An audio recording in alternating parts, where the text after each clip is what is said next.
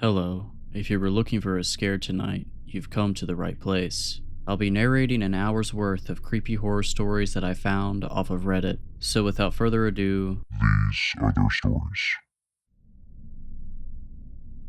I turned 18 in 2008, and on the day of my birthday, for reasons I won't bore you with, I packed up my things and moved out. For 4 years, I lived in my car, working as a barista from 6 to 2 and as a line cook from 4 to 10. My plan was to work until I had enough money for my own place, and then to either go to college or get a more stable job. Looking back on it now, I don't know how I did it, but by 22, I'd saved up a decent sum of money and began my hunt for a semi-permanent place of residence. I was living in Los Angeles at the time, and though housing prices weren't as bad as they are now, it was still a pricey county. After months of asking around, I was connected with Anders, an elderly man who was leasing a 2-bedroom, 1-bathroom house in North Hollywood for far below market rate. The catch, because there's always a catch when it comes to affordable housing, was that the house had been terribly maintained. It had been unoccupied for a year and would need some serious TLC before most people could comfortably reside in it. I, however, had been living out of a car for 4 years. As long as the place had running water, it would be an upgrade for me. I moved into the house in fall 2012. Anders gave me a tour before I got settled. He was a short, joyful old man, well-meaning, but how do I put this? Maybe not the most focused as a result of his age. At one point during the tour, he showed me the bathroom, then the master bedroom, then the bathroom again, then the master bedroom again. He was about to walk into the bathroom for a third time before I gently guided him down the hall. The house itself was livable but weathered. Dim lighting from outdated fixtures cast long shadows over peeling wallpaper. The ceiling in many of the rooms was discolored from past leaks. The faucet in the kitchen sink was broken, the bathtub was badly chipped, and a few of the cabinet handles fell off in my hand. It was a rundown place located in a bars on the window kind of neighborhood, but still it was my place. I was smiling ear to ear when Anders gave me the keys. "It's a good house with good bones. You take care of it now," he instructed, which I found ironic. Before he left, he paused in the front doorway, drawing a hand to his chin as he looked behind me into the house. I tried to follow his gaze, but couldn't figure out what he was looking at. "Everything alright?" "Yes. Just that something looks different about that bathroom, though I can't put my finger on what." Well, it's a good house with good bones. You take care of it now." And with that, he gave me a nod and left me to my unpacking. I hadn't realized how much I'd missed living in a house. I didn't care how rundown the place was. Just having an accessible bathroom and a full-size mattress to sleep on made me feel like a king. After I'd spent a few days cleaning the place up, I invited my sister and her fiance over for dinner. I'm sure it sounds stupid, but my newly acquired ability to host company made me proud. In no time at all, I'd comfortably settled into my new home. That evening, after saying goodbye to my guests, I took a shower. The bathroom lacked a traditional above-the-sink mirror. Instead, it had a wide, full-length mirror mounted on the wall to the left of the vanity. When I exited the shower and stepped up to the glass, raising a hand to wipe away the fog, I noticed something odd. In the condensation, right at my eye level, was the word "hi." I didn't know what to make of it. Somehow, the letters seemed intentional. It was hard to pass off as simply the way the steam had settled. My sister had been in the bathroom just before she left. Maybe she had written the word on the mirror with her fingertip, and the steam had only made the letters visible after my shower. I almost texted her about it, but the message seemed ridiculous when I typed it out, paranoid even. I wiped the mirror down and turned in for the night, and soon I forgot about it entirely. The following week, I received a promotion at one of my jobs, and while I was grateful for the additional income, my new position meant longer days. Additionally, I realized that a few of the house repairs were beyond my ability, and so I started outsourcing some work to contractors. It was annoying to only have the house to myself at night, but I didn't have another option with my busy schedule. Things were generally progressing smoothly, though every once in a while, in the middle of the night, I would be awoken by a sound that I couldn't quite place. When I next noticed writing on my mirror, I had been living at the house for a month. The second sighting occurred in much the same way as the first. I came back home after work and took a shower. When I pushed back the shower curtain, I looked at the glass and saw, written in the condensation, the words, "Staying long." Now, I could pass 2 letters off as a coincidence, but 2 words, an entire question. That was no coincidence. Someone had been in my bathroom and recently. family. I had contractors in and out of my house all the time, so one of them could have written the message, but why? I got dressed and put a hand on the bathroom doorknob, about to go back into my bedroom, when it occurred to me that whoever had written the message might still be around. I slowly cracked open the door, peering down the dark hallway in one direction, then the other. I listened very carefully, but heard nothing. I walked around my house, which didn't take long given its size, and looked for anything out of place. All of my doors were locked, all of my windows were shut, and none of my personal items had been disturbed. If someone had broken into my house, they were long gone by the time I looked around. That second message put me on edge for days. I triple checked that my windows and doors were locked each night. I looked in every potential hiding spot, of which there were few in my little house, after I came home from work and before I went to sleep, and yet, though I was certain that my house was secure, I couldn't shake the sense that something was wrong. A month passed without incident. I had almost started to feel at home in my new lodgings again until one Friday morning I awoke just past 3 a.m. I couldn't immediately tell what had woken me. Often the house settled at night, creaking and groaning in ways that made it sound alive, but in that moment the house was silent. It was only after I turned my head to the side did I realize that my bedroom door, which I was certain I had shut, was wide open. I stared down the hallway, feeling as though I were gazing into a black hole. The darkness was abyssal. I kept waiting for my eyes to adjust, waiting for them to pick out the familiar shapes of my home, but they never did. I couldn't see a thing, so why did I feel like something could see me? Like there was something in the house with me, just feet beyond the threshold to my bedroom, watching, waiting. Somehow, I found the courage to rise from my bed and walk toward the door. When I made it to the handle, I grabbed it and slammed the door shut. I didn't investigate further, didn't so much as stick my head out into the hall for a closer look. My bedroom door didn't have a lock, none of the doors except the bathroom did, so I dragged my bookcase in front of the door. It was a small bookcase, and an intruder could probably ram the door open anyway if they wanted to, but not before the sound alerted me. When morning came and I had to leave the house for work, I genuinely considered exiting my house through the window. I was almost late by the time I worked up the nerve myself to look around my house before I left. As always, I found nothing amiss. After work, when I reluctantly returned home for the night, I ate a quick dinner and hopped in the shower. I remember standing in the tub for a long time, mulling over my predicament. I'd heard horror stories about people secretly living in other people's homes. Maybe I'd become a victim of a frog without even knowing, but if that was the case, then where the hell were they? There was nowhere to hide in that tiny house. I'd torn the place apart multiple times by then, checking every cabinet and closet. The inside of the house couldn't be accessed from the crawl space, and the air vents were too small for a person to fit in. Suddenly, I heard a click, so tiny that I'd almost missed it entirely. I tore back the shower curtain, gripping the shampoo bottle like I was about to bludgeon an intruder to death with it. As I'd come to expect, there was no one in the room, but there was a new message on the mirror. This one was bold, the easiest to read of any of the messages I'd received so far. It was 3 words long: I see you. Some awful amalgam of fear, confusion, and anger made my stomach churn. Ultimately, the latter emotion rose above the rest. I hastily dried off and threw on some clothes, then grabbed my phone from where I'd left it on the bathroom counter. I punched in Anders' number and glared at that mirror as I listened to the phone ring again and again. I'd started to think it was too late for him to be awake when he suddenly picked up. He started to ask me how I was faring in my new lodgings before I cut him off.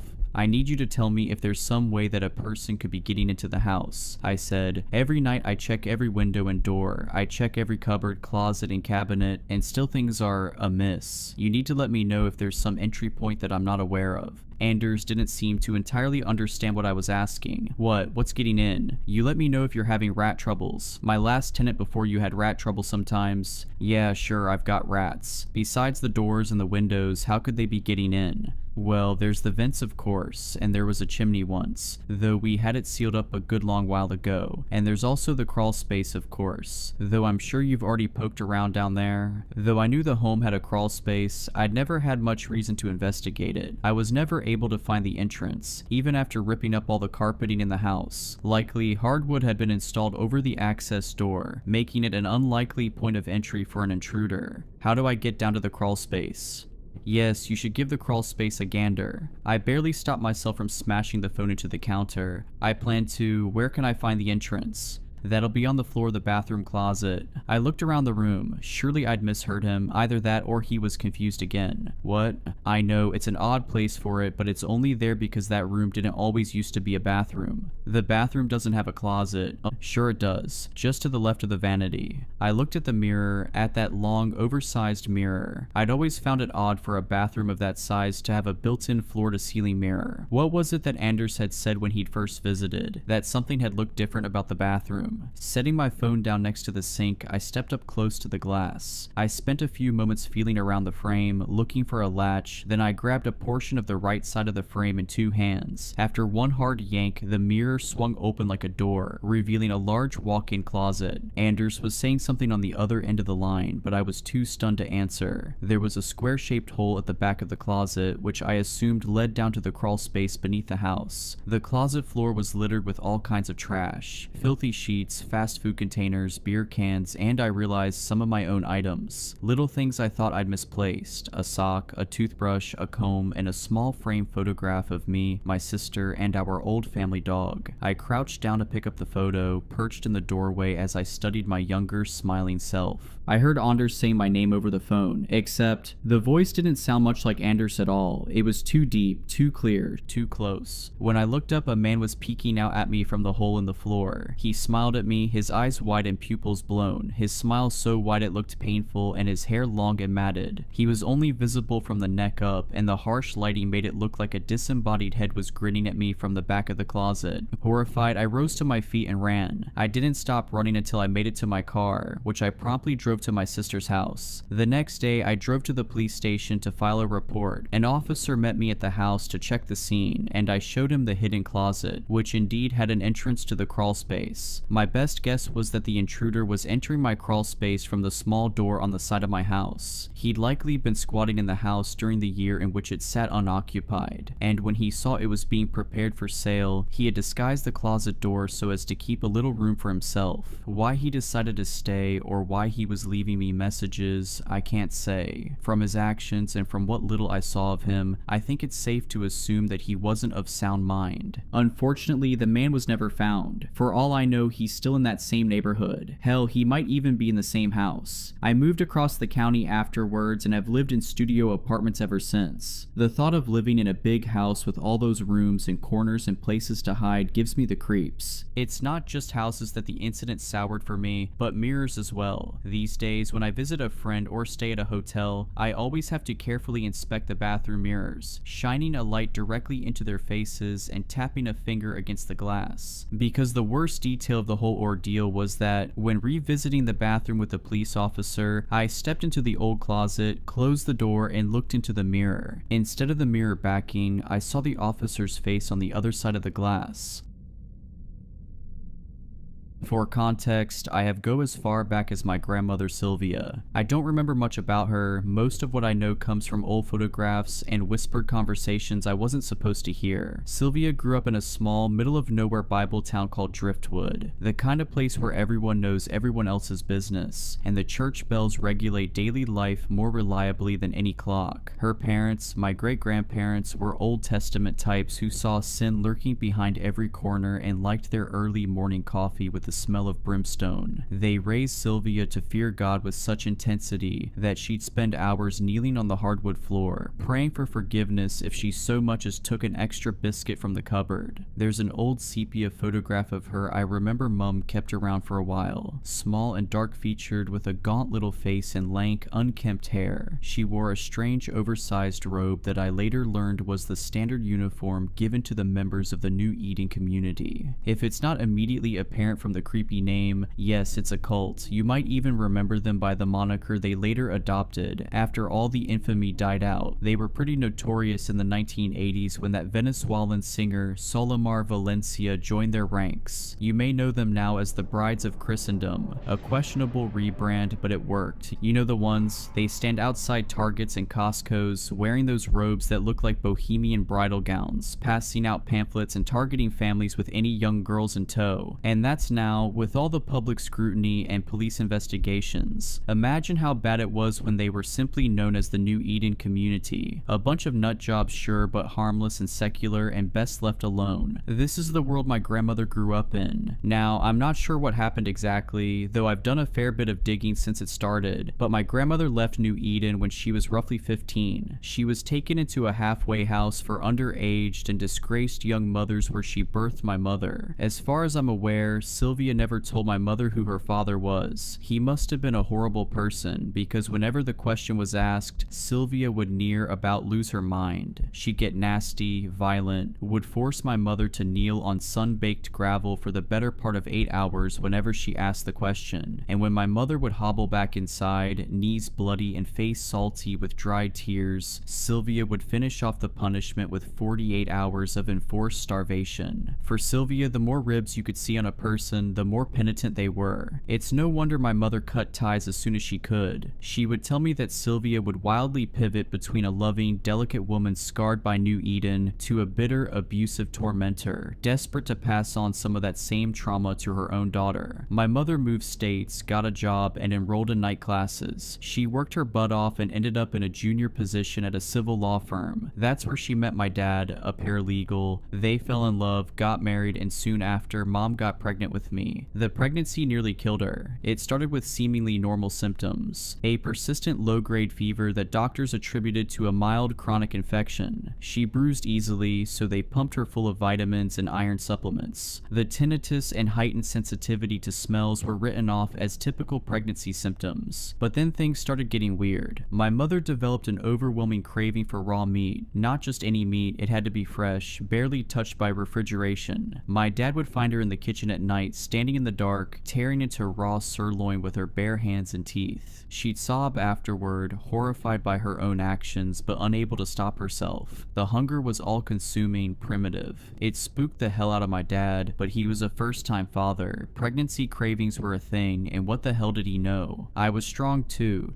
strong for a developing fetus. I broke 3 of her ribs as I grew, and the doctors couldn't explain how. But worse than the physical symptoms was the fear. My mother carried around a consuming, endless sense of doom that didn't abate until my birth. She couldn't describe it, couldn't rationalize it, but she was terrified. Not of birth, not of me specifically, but of something else. Something she could sense but not see. It was during her 3rd trimester that she reached out to Sylvia. I think the fear finally overcame her pride, her justified anger at her mother's abuse. No matter their strained relationship, she wanted her mama, and surprisingly, Sylvia came. I found my mother's diary after she passed, and that's how I learned about Sylvia's brief return to our family's life. According to the entries, Sylvia was different, softer, more present. She doted on my mother, cooked for her, helped prepare the nursery. My mother wrote about hope, about the possibility of healing generational wounds through shared experiences of motherhood. Sylvia was respectful, helpful, and anchored during a stressful time, until she tried to drown me in the bathtub when I was 2 weeks old. My dad found her just in time. He didn't see the knife at first. He was too focused on fishing my tiny body out of the water. Sylvia stabbed him, but the blade caught mostly fabric and just a bit of flesh. She was small, malnourished from years of religious fasting and self-imposed punishment, so my father was able to subdue her while still holding on to me. My mother came running when she heard the commotion, and that's when Sylvia started screaming. The things she screamed haunted my mother, enough that she wrote about them constantly in her journals, etched permanently into ink-stained pages as much as her mind. Sylvia had raved about a curse on the women in our family, about how she hadn't been strong enough to kill my mother when she had the chance, and she wouldn't make that mistake with me. Apparently she screamed so hard she coughed up blood. She begged my mother to end our line, said each daughter born was like rolling dice. Not all of us would birth daughters, she said. Some of us would birth something else entirely. They took her away in handcuffs, still screeching about darkness and choosing and something about rooms deep underground where the brides would go. The doctors diagnosed her with religious psychosis, citing her involvement with the New Eden community as the root cause of her break from reality. 3 weeks later, they found her hanging from a bedsheet noose in her room at the psychiatric facility. She left behind a single note for my mother. I tried to save you from being chosen. Now you must save your daughter. End the bloodline before they find her. And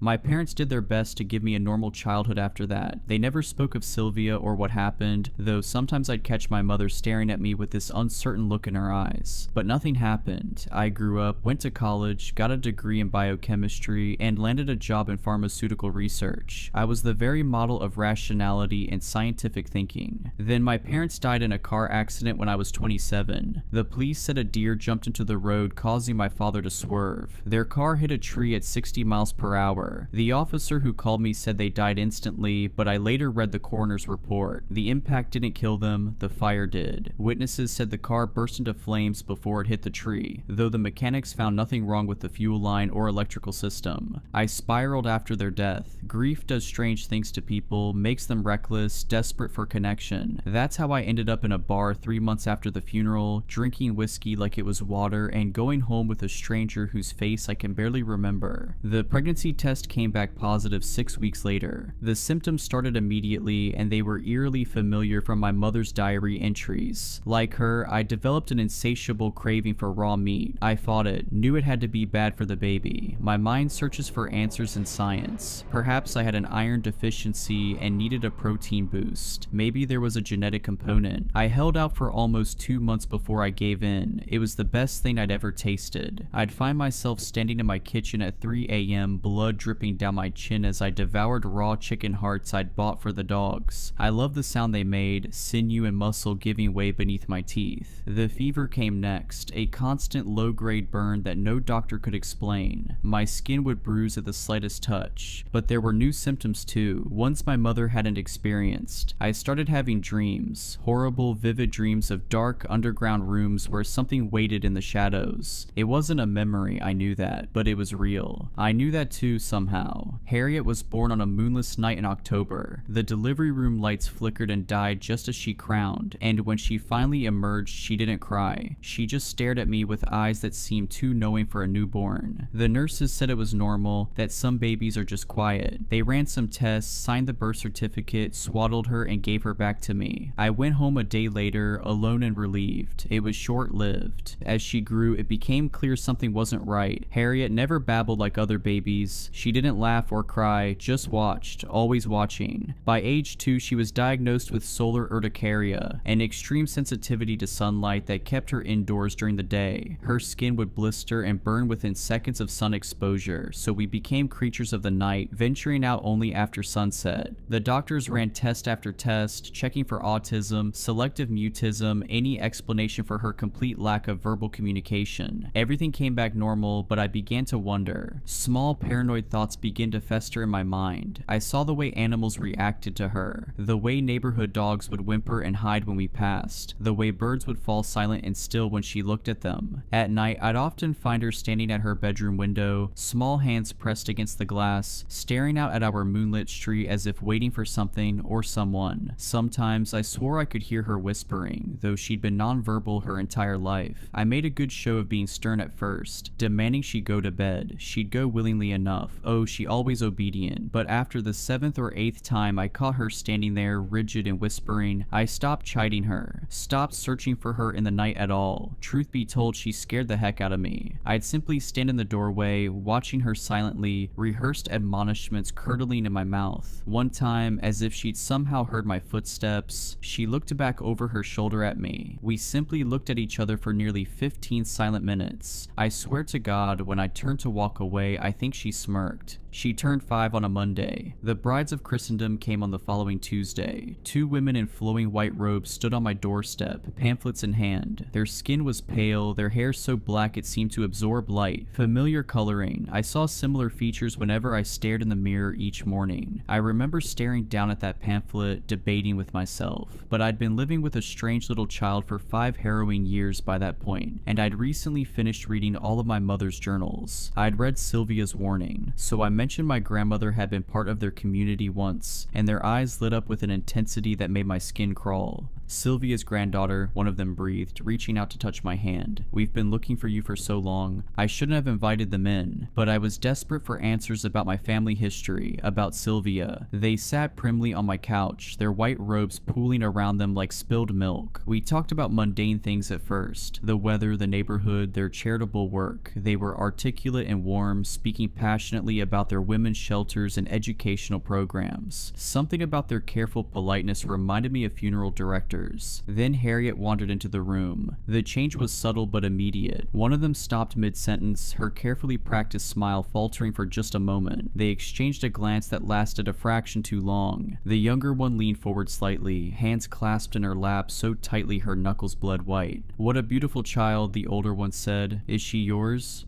"Yes." "Biological?" "Why does that matter?" They began asking questions then, each one seemingly innocent but somehow wrong. Had she always been so quiet? Did she have many friends her age? Was she eating well? Did she sleep through the night? When was her last checkup? When I tried to steer the conversation back to Sylvia, they barely seemed to hear me. Their attention remained fixed on Harriet, who stood silently in the doorway, watching them with her unnaturally still gaze. "We have a wonderful children's program," the younger one said, reaching into her bag. "Many special little girls like Harriet have found their true purpose with us, their true family." Something about the way she said purpose made my skin crawl. I asked them to leave. That night I heard voices from Harriet's room. Not children's voices, something else. Something that made my teeth ache and my vision blur. When I burst in, she was alone, but her walls, they were covered in drawings. I've worked in pharmaceutical research. I've seen medical textbooks with detailed surgical procedures. Nothing prepared me for what my 4-year-old had drawn. Women split open from throat to pelvis, their organs replaced with writhing shapes that might have been tentacles or might have been something worse. Faces caught in moments of transformation, skin peeling back to reveal something underneath that didn't follow the rules of anatomy. Not a simple child's doodling, I'm telling you. The drawings grew more detailed every night, more disturbing. She drew them with anything she could find, crayons, markers, her own blood when I took away her art supplies. I'd washed the walls clean before bed only to find them covered again by morning, the images more elaborate, more horrifying. Naked women being penetrated by shadows that seem to move on the paper. I have no idea how she even knows what sex is. She doesn't watch television, shows little interest in books, doesn't speak with and therefore cannot be influenced by neighborhood kids. I'm not even sure if you could call what she drew sex, to be frank. It came across as more violent, ritualistic. The changes in Harriet accelerated after that. Her skin began to slough off in patches, revealing something dark and iridescent underneath. Her eyes gradually darkened until they were completely black, and her fingernails turned the color of tar.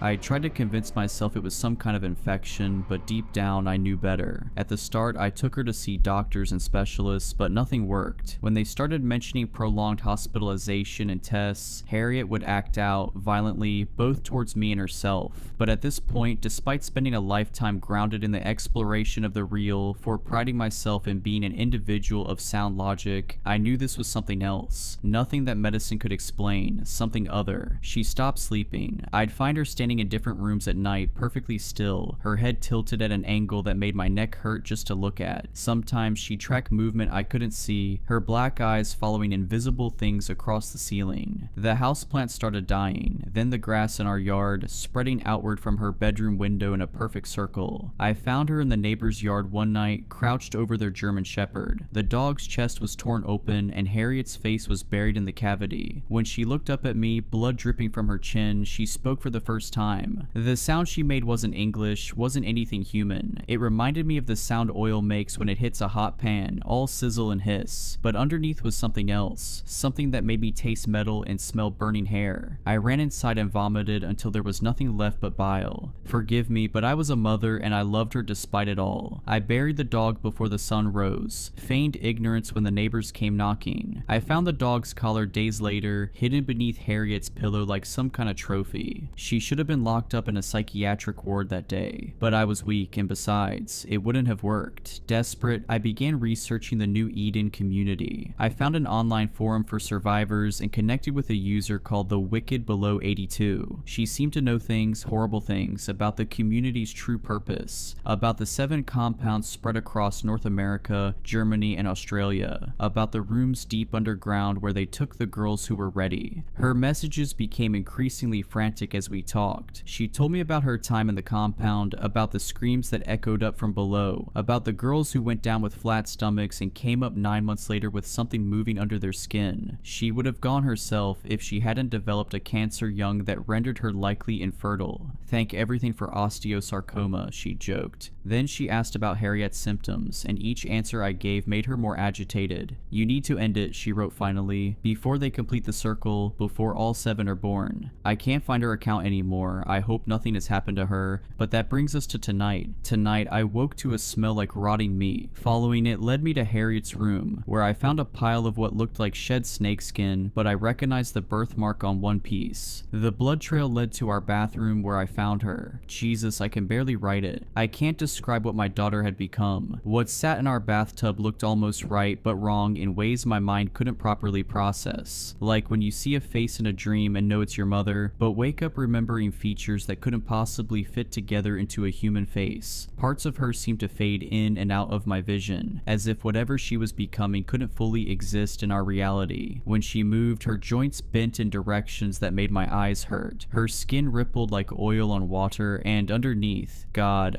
was something that made me understand why Sylvia went mad. I did what my grandmother had tried to do, what she knew needed to be done, the thing that had been my daughter thrashed and fought, but in the end I held it under the water. I kept whispering, I'm sorry, even as its claws tore into my arms, even as I watched my baby girl's face shift between human and monster under the thrashing water. The hardest part wasn't the physical struggle, it was when she stopped fighting, when her face became human again and she looked up at me through the water with those big brown eyes, my eyes, and reached for me like she used to when she was small, like she wanted her mama to hold her. But I'd seen what was inside her now. I knew what was coming. I held on until the bubbles stopped, and then I ran. Everything was completely normal until last year. We had what felt like a totally typical marriage. I remember the night things started to get weird because it was right after our 5th wedding anniversary. It was a regular day working at the bank when I got a text from my wife. A text from her in the middle of the day was not unusual, but what the text said was definitely not like my wife. Hey babe, I had an idea for something new we could try when you get home. Now, don't get me wrong, I was thrilled to get this text in the middle of my workday. I think any man would be ecstatic at a text like that, but I was having a hard time getting too excited because something about it felt so off. My wife has never been the kind of woman to send a message like this, let alone want to try something new. She is a very shy and to herself woman. The day moved at a snail's pace as I anticipated what my wife had in store for me. I tried not to overhype it in my head. I prepared myself to find a baked good or something when I walked into the house. I fully believed she didn't mean to send a winky face. Not to say I would have been disappointed with whatever she had in store. I'm not much of a wild guy myself, but a little spice never hurt anyone, right? When I pulled into the driveway, I was surprised to see most of the house lights were off. I suspiciously unlocked the front door to see my beautiful wife standing facing away from me in the doorway to the bedroom. My happiness from seeing her quickly grew into confusion when she didn't turn around to look at me when I walked in and said her name. She would normally run up to me and give me a big hug. In the past, my wife has always been the sweetest person I've ever known. For her to not run up and give me a hug and a kiss was strange. I made my way inside after waiting a second, trying to be as loud as possible in the hope she would suddenly notice I was home and look at me. I got closer and noticed she wasn't moving other than her soft breaths. I was standing right behind her and tapped her on the shoulder. Hey sweetheart, are you okay? Right as I got out my words, she jumped around to face me with a giggle and smile. Ha, that was so funny. Did I scare you? She said while covering her mouth in an attempt to hide her toothy laugh. Yeah, I guess you really did scare me, I replied with a nervous chuckle. So was that your special surprise you talked about? Of course not, silly. That was just the beginning of the fun, she remarked with a smirk and a wink. She grabbed my hand and led me into our bedroom. Under normal circumstances, I would have been over the moon about it, but her scaring me just before leading me into the bedroom felt so off-putting. Did she think this would turn me on somehow? Did one of my buddies reach out to her and tell her to do this? All I knew was that I was not interested in whatever romantic endeavors my wife had planned. I never thought I would say that. As we got to the bed, she pulled back all the covers and told me to lie down. I honestly felt like telling her I had a headache or something, but it was clear she had been thinking about about this all day, and I really didn't want to discourage my wife from initiating things in the future. My mind was spinning with thoughts of what she might do next, but she did something I didn't expect. She put the covers back over me and tucked me in. I was both relieved and more confused than ever. She gave me a soft smile, then in one fast motion fell to the ground like a sack of wet hammers. I intuitively sat up and leaned over the side of the bed to make sure she was okay, and was only met with the ends of her long brown hair peeking out from the bottom of the bed. "Hey Catelyn, why are you hiding? Can you please come out? I'm not a fan of this game you're playing," I murmured in a tone trying to not sound freaked out. I was only met with the sound of a muffled giggle. I sat in bed for the next 10 minutes trying to tell her to stop. It went from polite asking to begging, but the laughter didn't stop. After my begging didn't seem to work, I got the courage to get out of bed and look beneath me. As soon as I put my foot down, she grabbed my ankle. "What the hell, Catelyn? This isn't funny. You have fun here, I'm sleeping on the couch." I slammed the bedroom door behind me and curled up on the living room couch. I could still hear her laughing from the joke I seemed to miss. It was so hard to sleep that night. The image of her hair barely peeking out from under the mattress really stuck in my head for some reason. It took a while, but I finally fell asleep. The next morning I was up for work a couple hours before her, so we didn't get the chance to talk. I had to go into the bedroom to get my clothes for work, so I peeked under the bed to check on her. She was sleeping peacefully on her stomach, and I tried not to wake her. It was a long, hard day at work. I wasn't really feeling all that scared anymore, more so worried for my wife. I wasn't sure how I could help. Around 10 a.m. I got a text from her. "Hey Emmett, I'm really sorry about last night. I have a lot of explaining to do once we both get home. Can we talk over some pizza?" I felt so much better after reading those words. It might seem insignificant, but my wife hates pizza, so whenever she is willing to eat it with me, I know she is putting in the effort. It was the end of the day, and I headed home looking forward to some pizza and some time with my hopefully back to normal wife. I walked through the door and was relieved to see my wife setting the table and putting down a pizza box. She heard the door shut and ran to give me a hug and a kiss. I really felt like I had my wife back. "I'm so glad you're home. Sit down, sit down. I got pizza from your favorite place down the road," she said as she pulled a chair out for me to sit down. We were both quiet for a minute or two after we both sat down. I don't think either one of us knew how to start the conversation. Just as I was about to speak up, she started to talk. "So I know last night was weird. I just got really insecure after hearing a few of my coworkers talk about the things they do with their partners, and I was worried you thought I was too boring. I know I can be shy and don't like to do anything crazy, and started to feel guilty for not doing more with you. I wasn't entirely sure how to even go about it or what you would like, so I just went for it. I understand now how I went wrong. I'm sorry, I just don't know how to do this kind of thing," she said as if she had rehearsed it many times in her head. "Why would you ever think I was bored of you? I don't need any of that wild stuff. I married you for a reason. You don't need to try to be something you're not. I love you for who you are," I said as I grabbed her hand. She took a deep breath and looked at me with watery eyes. "I love you too. Thank you for being so understanding. I really want to make it up to you."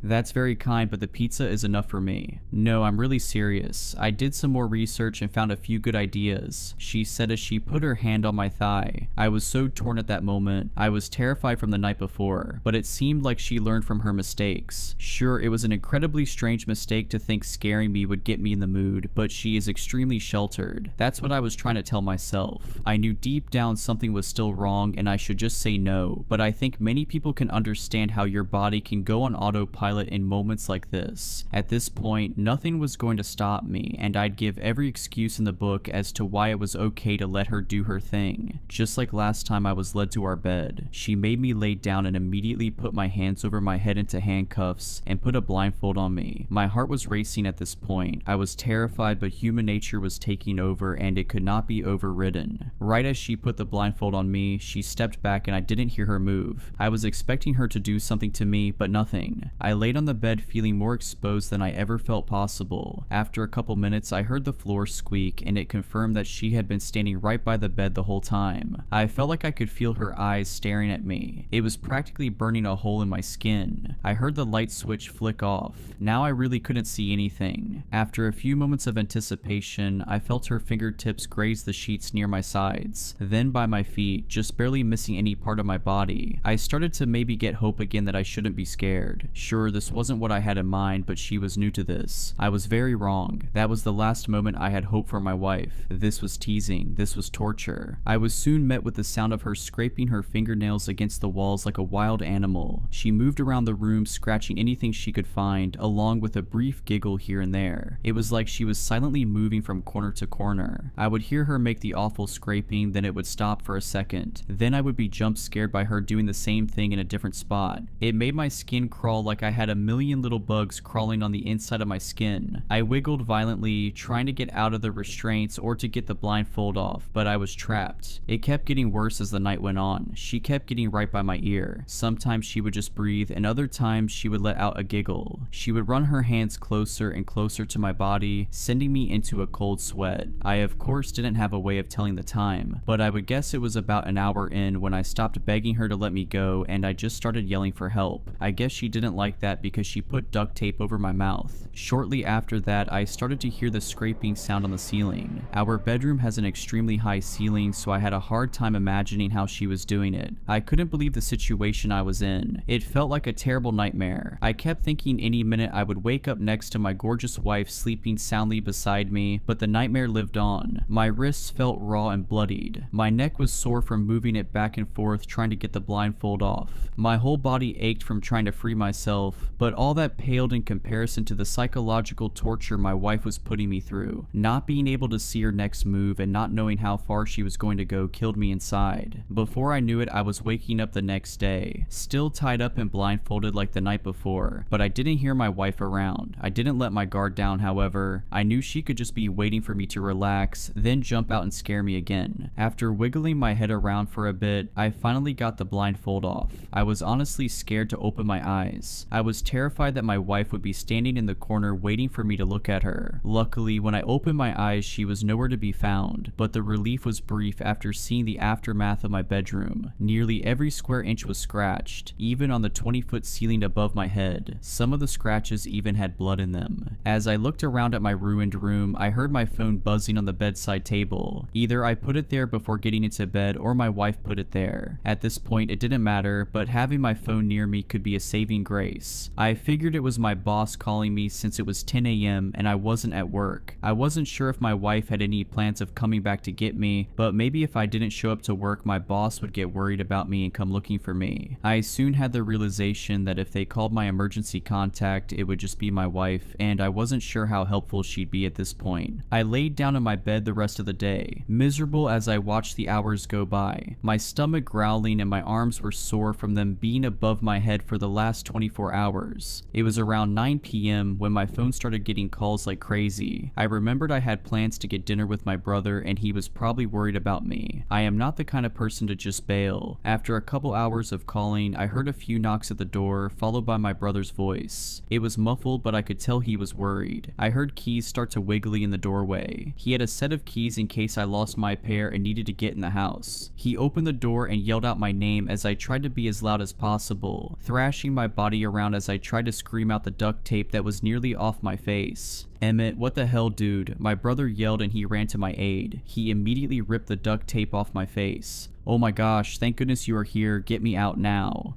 Dude, I didn't think you and Caitlin were down bad like that. Nice, my brother said with a smirk. Daniel, this is not the time, get me out, I said with more aggression. Okay, hang on, he murmured as he tried to get the cuffs off. After trying for a while, we found it impossible to get them off without a key. He ended up just getting my bolt cutters and cut them off. It was nearly midnight when I was finally out. My arms were so sore it took me forever just to get them back down at my sides. So, do you want me to pretend I didn't see any of this or something? Daniel said in a casual tone. What? No, it's not what it looks like. Trust me. I wish it was what it looks like. Caitlin is sick or something. She trapped me here all night and practically tortured me. Look, I know we are close and all, but I don't think I need those kinds of details from my own brother, he remarked with a chuckle. You aren't listening to me. Look at the walls and the ceiling. She did this. She is scaring me. I don't know what to do. He looked around the room and then at the ripped apart ceiling, not fully grasping the situation but clearly concerned. Okay, come stay with me tonight if you are freaked out, he said, half annoyed and half worried. I grabbed a few pairs of clothes out of the closet and shoved them in a bag. I wasn't sure how long I was going to be gone, but I wanted wanted to be prepared. My brother only lives a few minutes down the road, so it was an easy drive. The whole time I was worried my wife was going to appear and scare me. We made it inside my brother's house and he apologized for not having a guest bed. He's in his early 20s and lives alone, so he doesn't have much space. But honestly, I didn't want to be far away from him. I didn't dare to tell my little brother I needed him and I was scared, but I think he could tell I wasn't okay. Listen, I don't really get what is going on, but it's getting really late and we both should sleep. Let me know if you need anything, he said as he awkwardly walked into his room 10 feet away from the couch I was lying on. I had a terrible time falling to sleep that night. Whenever I closed my eyes, I just heard the sounds of her nails scraping the walls in my head. I kept thinking, and I felt her warm breath against my ear. I'd open up my eyes to find the room empty. It was starting to feel like the anticipation of her was becoming just as bad as her actually torturing me. I woke up the next morning exhausted. My whole body felt like I was just in a car accident from being so tense for so long, and I only got 3 hours of sleep. I realized that if life was still normal, my wife would make me hot tea and a warm bath with all her fancy essential oils that probably do nothing, but she always puts so much love into it. I started to feel myself slip. I felt sadness creeping in, but none of that mattered. I had to go to work. I couldn't have a no call no show and then call out of work the next day. I would feel terrible about it. Plus, I wanted to apologize to my boss in person. The work day started out strange when I tried to ask forgiveness from my boss, but he acted strange at my apology. He explained that my wife gave him a call and said I wasn't feeling well and I would be absent from work that day. I guess despite everything, my wife still didn't want me to get a slap on the wrist at work. That was only the beginning of the strange day. I found a dead rat in my desk drawer, spiders in my locker, and a huge clump of hair in my lunch. It seemed like I was the only employee being harassed, but they ended up closing and sending everyone home at around 3 p.m. because a few higher ups got nervous and thought they needed to look into it. Banks tend to take stuff like this seriously. I went out to my car to leave for the day and was in shock to find a note on my car. Did that do it for you? Catelyn. I knew it was her, I just didn't want to believe it.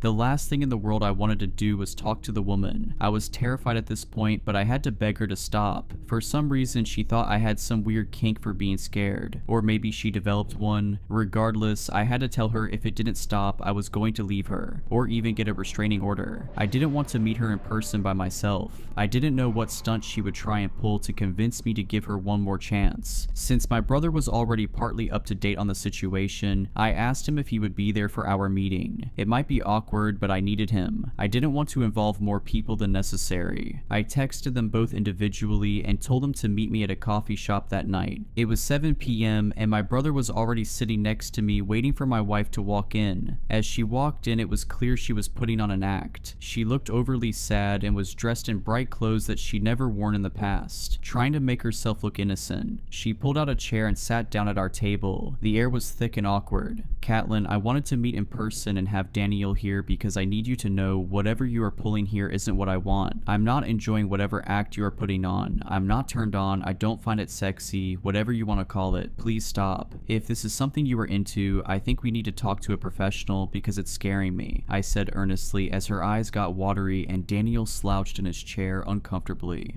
I don't know what to say, babe. I have to say I'm confused. I know I'm new to this experimenting thing, but I'm doing my best. This is what you asked of me. I'm just trying to be a good wife. You know me, I'm as vanilla as they come. You are the one who asked me about these acts. I'm just doing my best. She stressed as she fought back tears. Daniel looked at me with confused eyes. Wait, hang on, what's going on? I didn't think you asked for any of this, Emmett, Daniel said. I didn't, I swear. I have no idea what she is talking about. I would never ask anything like that from her. I pleaded to my brother. You are sick, you know that? Why are you doing this to me? She uttered as she pulled out an envelope and tossed it on the table. Daniel and I looked at each other before he reached for it and opened it up. Inside was a letter that Daniel read out loud. Dear Catelyn, I love you with all my heart, but I'm afraid I'm getting bored of the same old.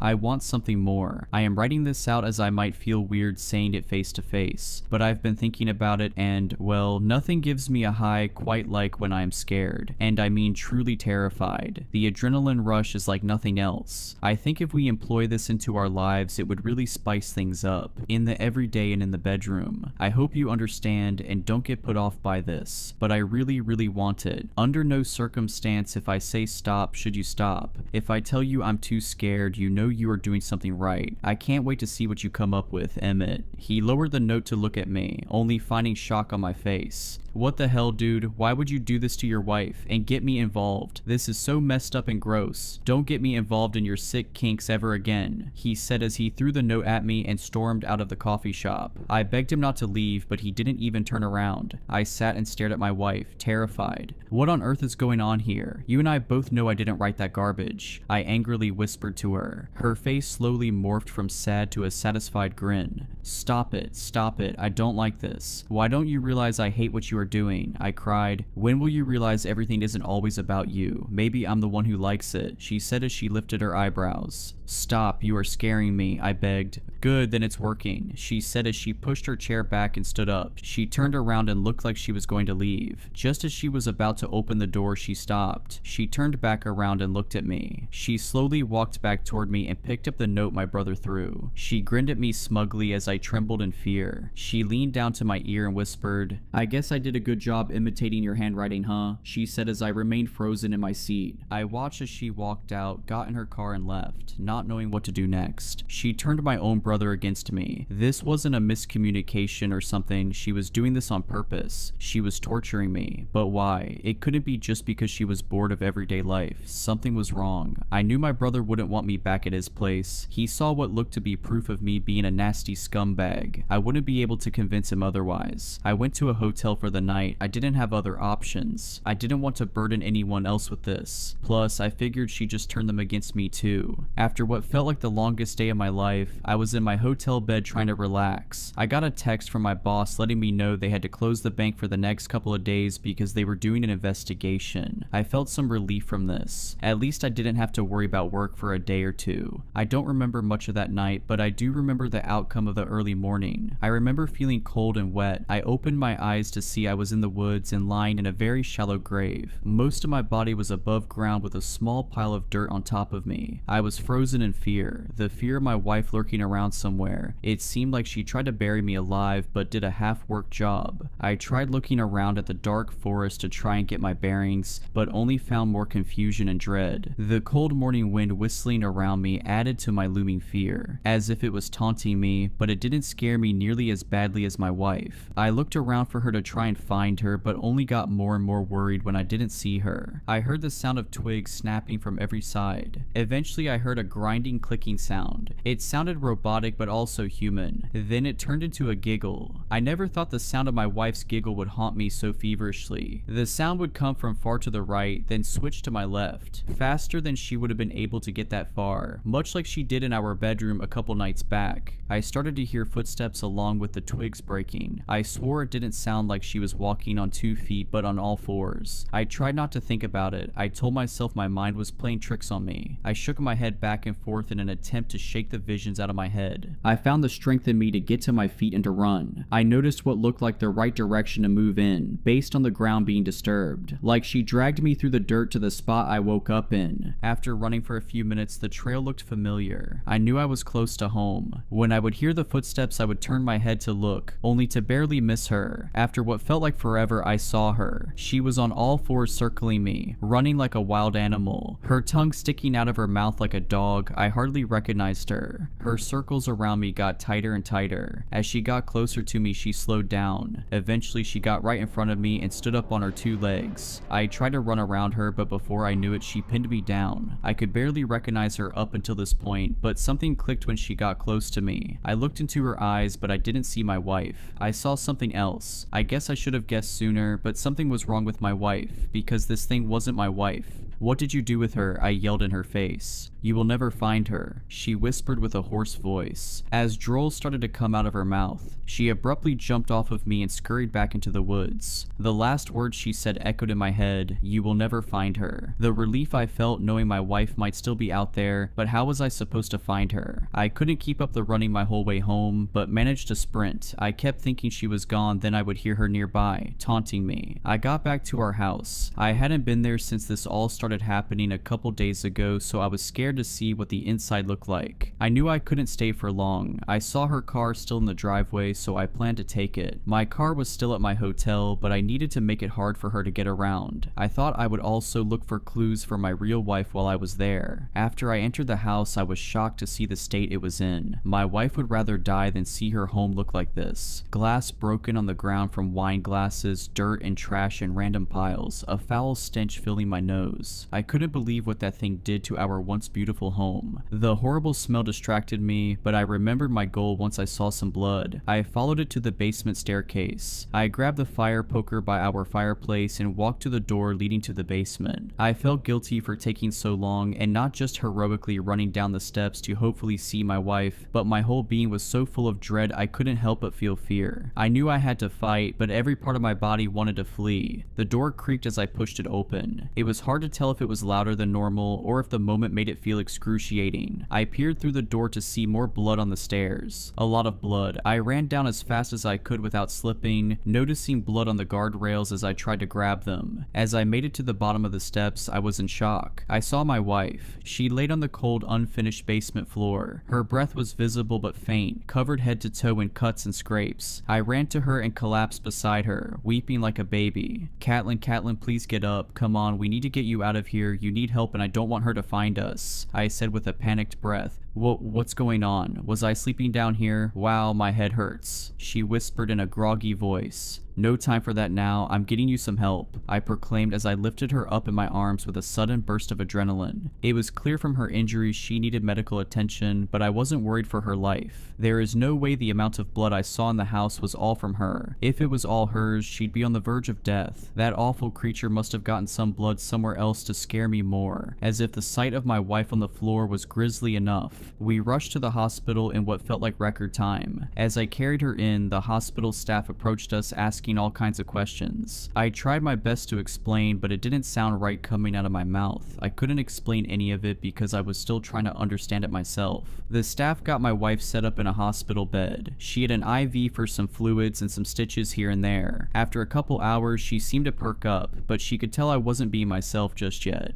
"Babe, I know you are freaked out, but don't be so cold to me. I just went through something awful. Please, I need you now more than ever," my wife said from her bed across the dimly lit room. I was trying to be as loving as possible, but I just couldn't get some images out of my head. I was desperately trying to remember my wife before that monster came into the picture, but it was so hard. Her face went from sad to an over-exaggerated pout in an attempt to make a sad puppy dog face. She tried to make the cutest faces she could. I got closer and closer to her and her happiness grew. I ended up sitting on her bed with her. She leaned close to me and puckered her lips. I gave in and had a blissful kiss with my wife. Until she bit down. I tried to pull away, but she had such a grip I could tell I'd badly hurt my lip if I resisted. Instead, we both sat in silence. Her breathing got slow and deep as my heart rate increased. She slowly loosened her bite but stayed uncomfortably close to my face. "Say a word and I will scream," she whispered. Before I could process what was happening, she reached for my hand and grabbed my pinky. Then she violently forced it the wrong way. I screamed in pain as I heard the snap of my finger breaking. My ears were ringing in shock. As I reacted, my wife did as well. "Get away from me, you horrible monster. Get off of me. Don't you dare touch me," she yelled at the top of her lungs. I backed away from her. Confused and shocked medical staff ran into our room. "What the hell is happening here?" a tall man said. "Sir, thank goodness you are here. My husband is trying to hurt me. He is the one who gave me these injuries. I didn't want to tell anyone because I was too scared he would hurt me even more. Please help me. Now he is trying to hurt me again," she desperately cried. No,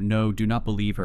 "Look at what she did to my lip and my finger. I'm the one who needs help. This woman is torturing me," I said, pleading to the staff as a nurse chimed in. "Those look like wounds of a woman defending herself, buddy. Don't play the victim." "No, please. Someone has to help me. This isn't my wife. This is a monster. She's manipulating you all." I finished my sentence as two large security guards came to take me out. As I left the room, I turned back to look at that thing sitting in the hospital hospital bed. It grinded at me. It was still playing a game, still scaring me to my very core. I made it outside with the 2 security guards and they helped me into a cop car. As we drove, I saw my whole life falling apart before my eyes. I realized I was probably going to jail. She would find her way to make me seem guilty of abuse and who knows what else. She would bend the truth. She even had my own brother on her side. Not only did I come to terms with going to jail, but with the fact that my wife was gone. Even if my real wife was still alive, I've been through so much trauma with that monster that I could never see her the same again. At that moment, my whole world was shattered. I felt emotions inside me bubbling up. I felt sadness, pain, anger, all so strong I didn't know what to do. Just as I fought off my tears, I was jolted out of my depression with the cop car swerving off the road suddenly. Every part of my body tensed up as the car flipped and went into a ditch. I was dizzy, but somehow still lucid. I managed to get my seatbelt unbuckled, but soon found myself in an awkward position, just lying in the flipped car waiting for help. The 2 officers in the front seat were passed out. I was pretty sure one of them was dead by looking at him. After lying in the flipped car weighing my options, I saw someone walking around the car. I yelled for help, but my heart sank when I realized it was her. Suddenly, the car that just moments ago made me feel trapped now felt like my saving grace. The only thing separating me and that monster. I did my best to keep my eye on where she was, but she managed to get around too fast. Before I knew it, she reached through the broken window, grabbed my ankles, and ripped me out of the car. I could feel the glass shards ripping at my skin as she forced me out. She got me out and dragged me a couple feet away from the car. She stood above me, straddling me. Her arms were blooded from pulling me out of the car. She got closer to me slowly, eventually sitting on my chest. As she got close, I could see how bad she looked. Her hair was knotted and ratty, her skin looked dry and weathered. My whole body ached at the sight of her. If this was my wife, something was really wrong. Wasn't that thrilling? She remakes with a crazed look in her eye. Stop it, just stop it. I will leave you and get a restraining order against you. I will do anything in my power to get away from you. I pleaded with her weight on my chest. Ha, how do you think you'll get away with that? I have everyone on my side. I have written evidence that makes me seem innocent. No one will ever believe you. You are putty in my hands. Is this what you want, for me to go to jail, to make me look like an abusive, sexually corrupt man? Why are you doing this? I said with desperation. Go to jail? Who said I wanted you to go to jail? Who do you think stopped the cop car? The Tooth Fairy, she said with a chuckle and twisted smile. Then why did you tell all those lies about me? Why are you trying to make me look guilty and then the next minute save me? If you go to jail, the chase is over. You will be protected by the jail walls and steel bars that keep us separated. I won't be able to keep scaring you. Jail would be freedom for you, freedom from me. What if I would rather go to jail than have you constantly lurking around every corner? I said with squinted eyes. She met my gaze and got even closer. She whispered something that sent a chill down my spine. Go to jail and give up finding your beautiful bride? You sick bastard, I said as I tried to sit up to grab her, but she pinned my arms down. You thought because of the little stunt I pulled I was making up a lie about your wife still being out there? Don't be silly. You know your wife. She would never act like this.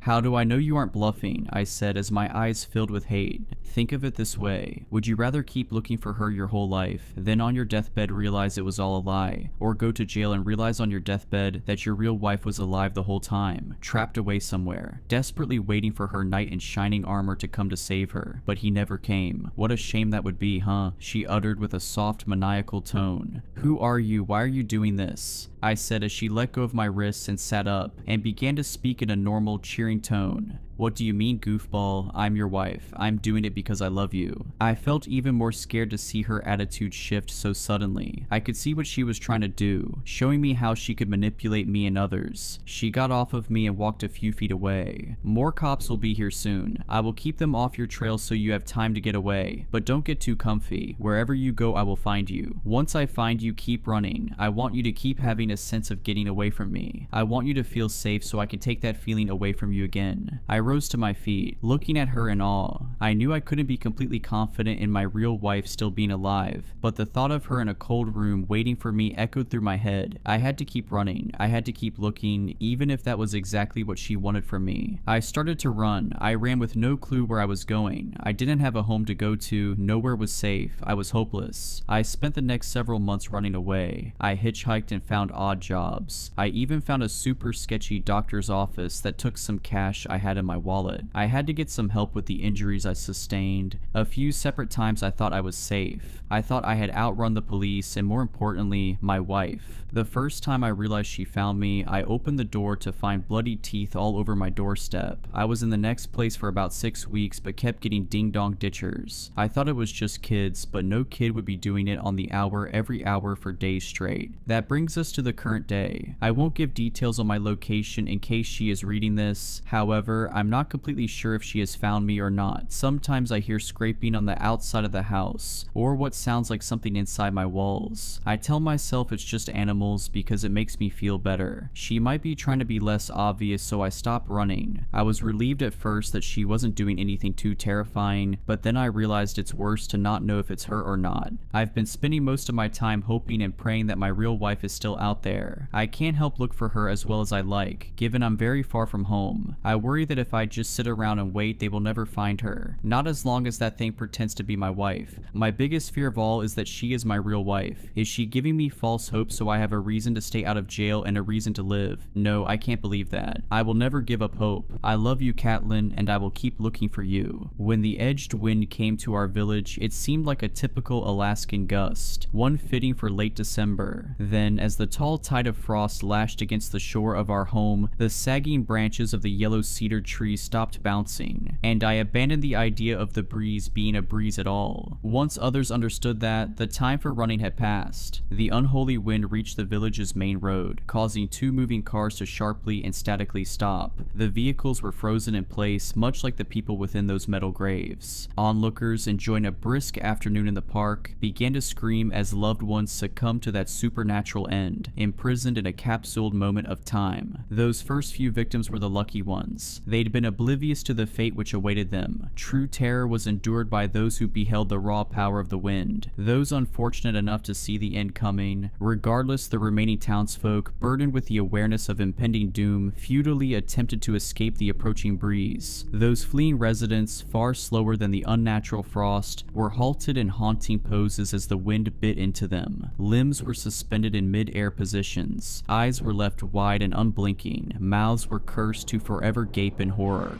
"Run," Dad screamed, sprinting towards us from a nearby park bench. My brother, my childhood friend, and I were sitting in a sandbox. Already engrossed in a fantasy world, I wondered whether my imagination had conjured the wind. I thought my mind had transcended to a higher plane. It was my way of processing the trauma. However, I accepted the reality of the situation when my father shoehorned the 3 of us into his Volkswagen Golf. The icy jaws of the wind were nearly nipping at the rear of the vehicle as Dad twisted the key in the ignition, but the beat-up car rapidly lurched forwards. My father wrenched us away from the frost, seconds before it consumed us. "Daddy, where are we going?" I tearfully asked. "I don't know, Jillian," he weakly moaned, maneuvering around fleeing cars and pedestrians. "Are we picking up Mummy?" Alan asked. Dad ignored my brother's question. I was only 8 years old at the time, but I knew that my mother wasn't coming. I understood the significance of the tears in my father's eyes. For 26 years, I successfully managed to suppress that memory. Did such a good job, in fact, that I almost believed it had all been a dream. I started to believe that we had simply moved away from our hometown, and Mum had simply chosen to stay. Dad never convinced me otherwise. He never talked about what happened. Neither did my brother. As for Leon, he moved to an orphanage in Anchorage. We wrote to each other for a couple of years, but his replies became less and less frequent. Eventually, he stopped responding entirely. I used to wonder why my father didn't adopt my childhood friend, but I suppose that would have forced him to accept what happened, and like me, he had no intention of doing that. I thought we would run back to England, having failed to achieve the American dream, but Dad kept us in Alaska. I assumed that he'd been driven by stubbornness, or guilt perhaps. We'd already fled our home. Perhaps fleeing across the pond would have been a step too far. Perhaps it would have felt like truly abandoning our mother. Whatever his reason for staying, Dad didn't tell anyone the truth. He never went to the police. He never returned to look for Mum. "Don't look back, kids," I remember him whispering as we fled the frost. I followed that advice for the next couple of decades, only recalling the event for the briefest moments from time to time. When Dad bought the first computer for our family in 2000, I googled the name of our old town. I typed the word before realizing I was even doing so. I was still young, of course, but I knew that nothing about our speedy departure had been normal. I wanted answers. I'd expected to discover that my village had become a ghost town. That would have made sense. Yes, Alaska's unforgiving climate breeds desolate places born to be abandoned. However, the search results revealed nothing, so I told myself I'd imagine the village. I told myself we'd always lived in Anchorage. As the years passed, I became comfortable with the notion that none of it had ever been real, not even my mother, and that was why I did not expect to see a certain person again. Happy birthday, Jill. My jaw dropped when Leon Taylor appeared on my doorstep. It might seem strange that I would recognize a man who was a child when I last saw him, but Leon always had distinctive features. I immediately identified the mole on his neck, just below his facial scruff, and those sorrowful eyes shadowed by his unmistakable overgrown brows. Leon, I gasped, what are you doing here? The man smiled weakly. Sorry, Jill, I should have done this the millennial way, reconnected through Facebook.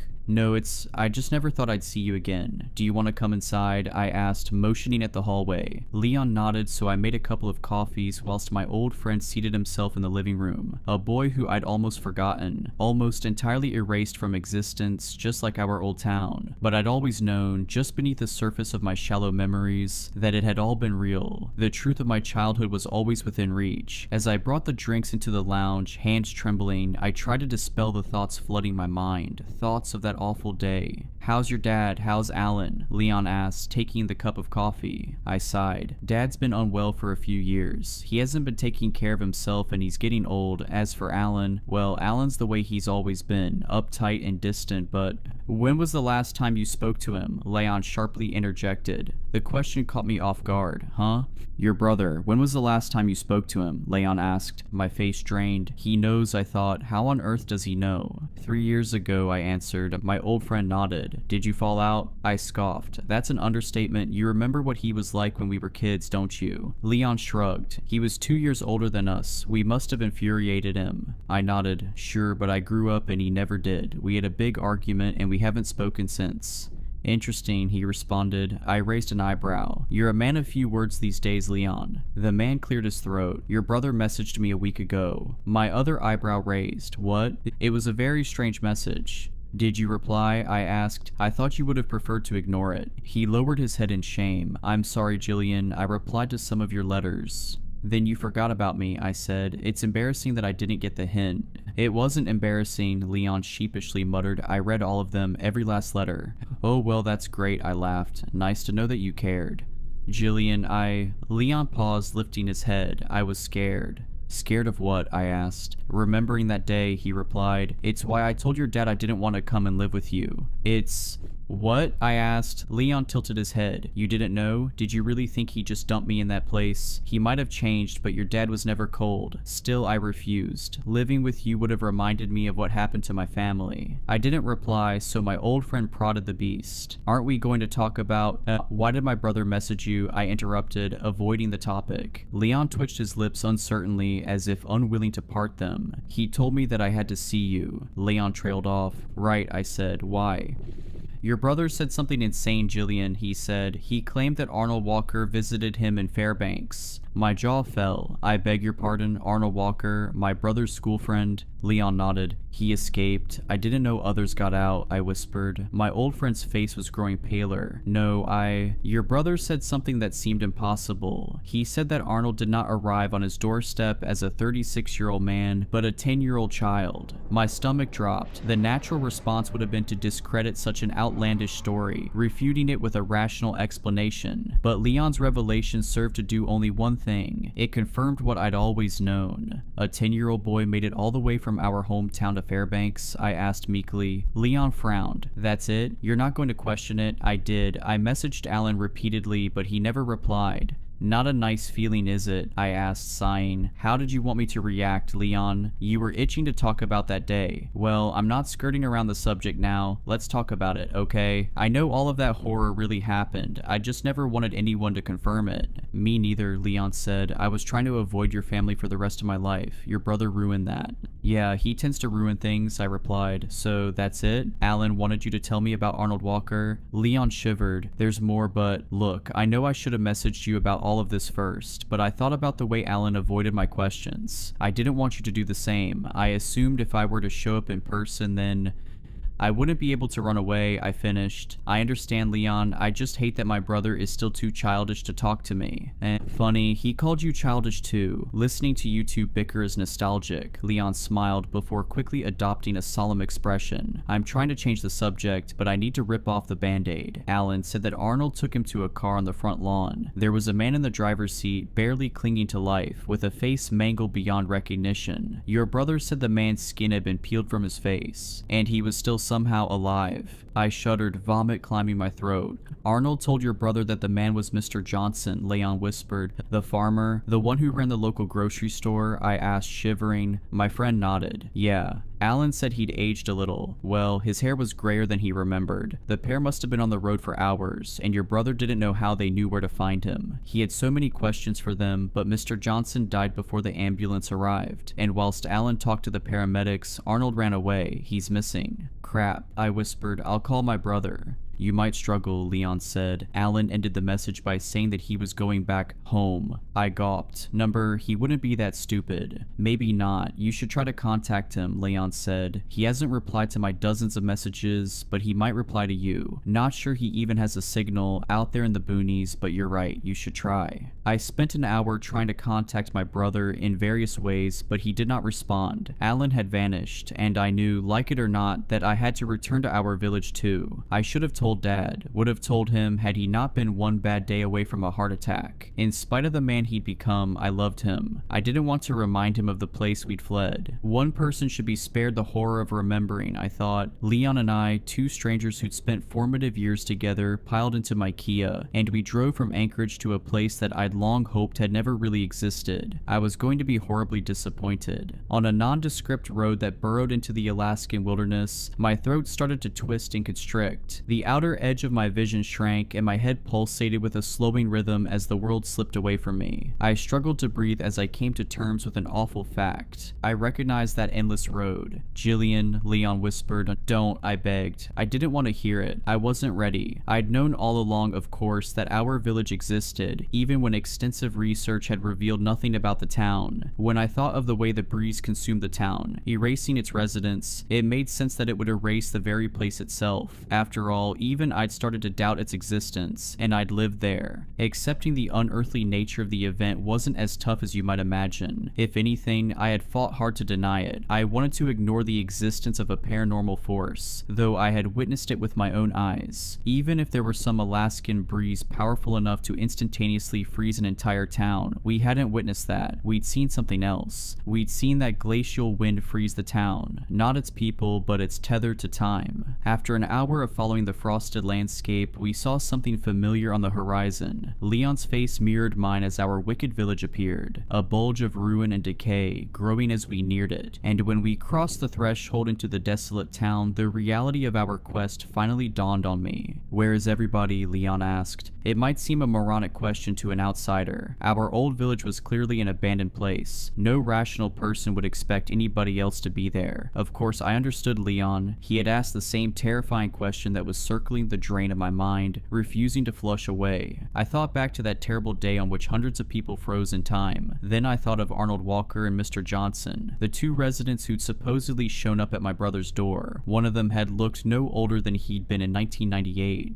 Time resumed. I finally mumbled. Yes, but where did everybody go? My childhood friend asked. I didn't have an answer, neither did my brother, and that was why he'd come here. That's not the real reason, I thought. He was hoping to find her. I rolled onto my old street, noting that the trees swayed in the wind and birds flew overhead, signs that time was flowing. I wondered whether others had fled in the same fashion as Arnold and Mr. Johnson. I even allowed my heart to soar a little as I considered that my mother might have freed herself, might have found Dad in Anchorage, might be wondering where Alan and I had gone. However, I knew that not to be the case. Mum had not arrived at my door, and there had been no national news coverage about people emerging from a town that didn't exist. There had only been an old, half-butchered man and a quiet boy. Both were gone, and I had questions about the nature of their escape from our hometown, given my brother's ominous message to Leon. Something was still dreadfully wrong with our village. 26 years had not changed that. The people of the village had not disappeared disappeared into the sunset. Whatever had happened to them, I knew it wasn't good, possibly worse than what happened to Arnold Walker and Mr. Johnson. I pulled onto the driveway of my childhood home, gently trundling over cracked asphalt. Weeds squirmed through the wounds of the suburb as nature sought to erase my childhood from existence. There was no need for that, of course. The wind of 1998 and whatever secrets it held had already done a fine job of wiping my hometown from reality.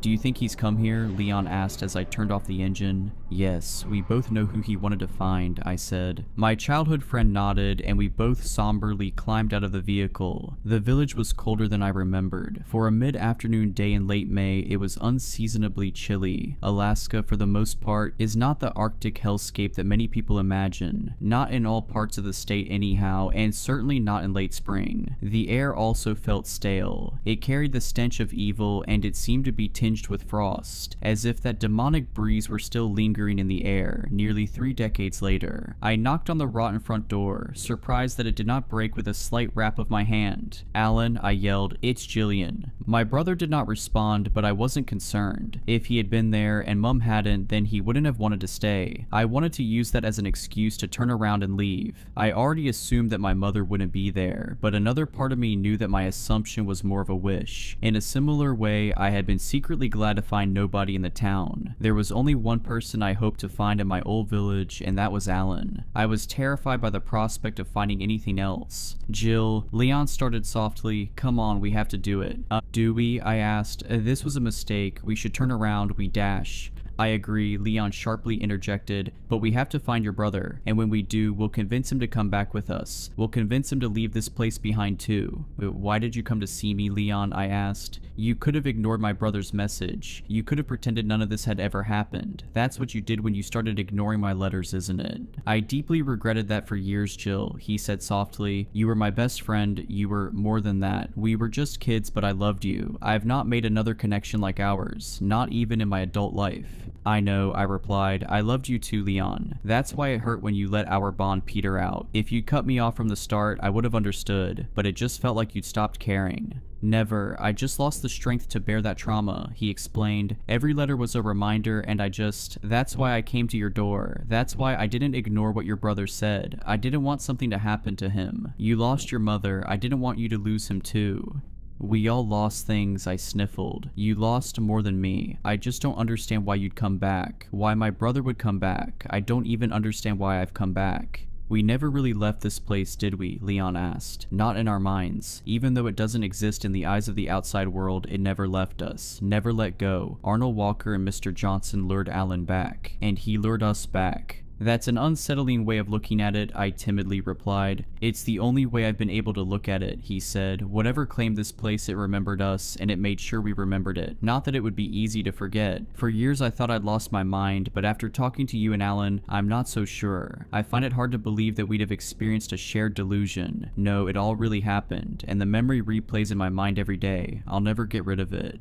"Dad seemed to do a good job of erasing this place from his mind," I said. I knew that wasn't true, of course. He had never forgotten. That was made apparent by his deterioration. Alan and I had a close relationship with our father before we left that village. Afterwards, he changed. We all changed. Losing Mum had fractured the family, but there was more to it than that. I started to consider that Leon might be right. Perhaps the frost hadn't ensnared the two of us, but it had certainly bitten us. "Do you want me to do it?" Leon eventually asked. I wanted to be courageous enough to open the door, but I wasn't. I nodded meekly and stepped aside, allowing my childhood friend the nightmarish task of facing whatever lay within my old home. He pushed the door handle down, expecting the house to be unlocked, but it wouldn't budge. "Shall we try the back?" I asked. Leon backed up. I quickly realized what he was planning to do, and I opened my mouth to utter a protest. My hulking friend had charged before I spoke a single word, however, and he hurled his body into the door. It quivered in its frame but did not give. "Leon," I cried, "what are you doing?" "Well, I don't suppose you have the key," he panted, massaging his shoulder. I held up my hands. "Look, let's just..." My friend rushed forwards again, and the result was the same. This time, however, Leon released a groan of pain, clutching his arm a little more tightly. "You're going to hurt yourself," I said. "Let's take it in turns to kick the door. That'll work better, and it won't cripple either of us." Leon nodded, and the two of us firmly booted the door near the handle. The wood quaked, and it only took a few attacks for the door to splinter around the lock. The frame splayed inwards, and the metal mechanism fell loose. Whoops, that worked a little too well, Leon laughed. He led the way into my childhood home, which looked unlike the street outside, the same as I remembered, the same as it had looked on the day I left. There were no shoes left by the door, no muddy prints on the carpet, no indication whatsoever that my brother had visited our old home, which I'd gathered when the front door had been locked. But this was not a relief. I knew in my gut that Alan would have gone there first. He never made it home. Leon shivered. This place feels cold. Frozen, I corrected. Frozen in time. Is it safe for us to be here, he asked. What if we end up like the others? It's a bit late to ask that now, I replied. The breeze passed long ago. This just seems to be the horror it left behind. Leon accepted my suggestion, then he wandered over to the staircase. My friend took one step before halting in place. For a haunting moment, I believed that he had been frozen in time too. I believed that I'd been wrong and the frost had come for us. But I quickly realized that my friend was still moving, still twitching. He was frozen by fear, not a supernatural gale. There's someone in the bathroom, Leon wheezed. With physical dread in every inch of my body, I joined my friend and looked up. Artificial light spilled beneath the bathroom door onto the dark landing. There might not be anyone in there, I shakily said. Jillian, this is an abandoned town. There is no electricity. Your house is still frozen in time, and it froze with the bathroom light left on. Somebody must have been...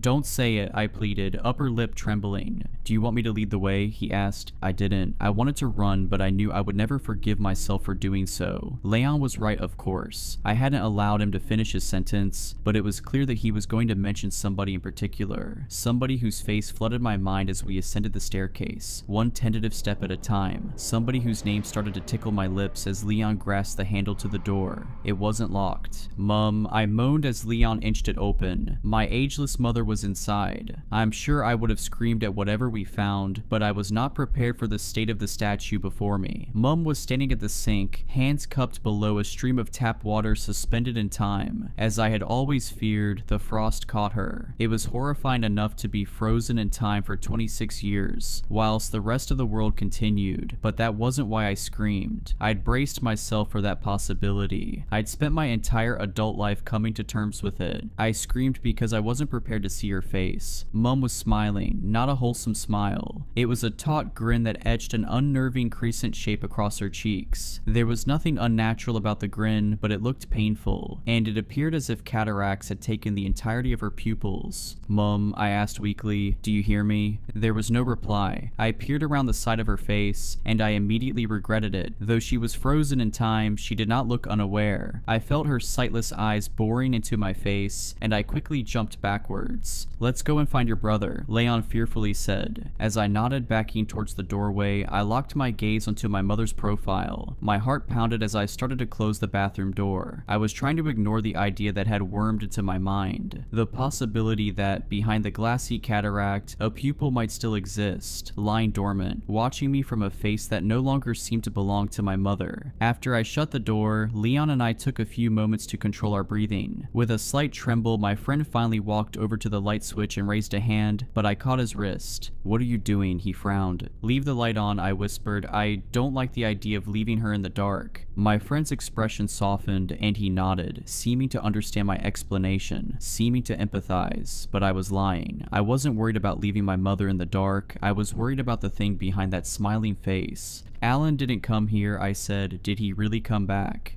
You read the message, Jillian, Leon replied. I know, but... I sighed. I know. He might not have come to the house, my friend suggested. This is the first place he would have visited, I said. If Mum weren't here, he wouldn't have returned. Well, let's look around, Leon urged. You never know. We might find something else. Something to help your mother, perhaps. You saw her face, I whispered. She looked far past help. Don't say that, Jillian, Leon shouted, eyes watering. You idiot, I thought. I was so self-centered, so focused on finding my brother and my mother. I hadn't thought about Leon's parents, his brother Carl, people we left behind when my father saved us. I remembered Leon sobbing as he begged my father to turn around. I'm sorry, I said. We need to find your family too. Leon viciously shook his head. Only if we find an answer, Jill. Only if we find a way to save them. My friend entered my childhood bedroom and I followed him. I imagined that visiting one's childhood home is a strange experience for anyone, but strangeness morphs into horror when that home is trapped in a moment of time. I felt physically unwell when I saw the glass of water on the bedside table, fresh as it had been on the day that my dad took us to the park. Life had continued for me, but the town was still trapped in that dreadful, inexplicable day. "Jillian," Leon said calmly, "there are people outside." He was standing in front of my bedroom window, and when I joined him, eyeing the road below, I saw them. A man and a woman who seemed to be in their mid-40s. The man wore ill-fitting clothes, a checkered shirt 2 sizes too small, and a pair of torn jeans. The woman, on the other hand, wore a pristine, shapely dress with a floral pattern. She looked oddly familiar, though her eyes were jittery and unfocused. It was the man who'd locked his eyes onto our house. "I vaguely recognize her," Leon said. I nodded. "Yeah, I don't know her name, but I remember her. She looks a tad older perhaps. I don't know the man though."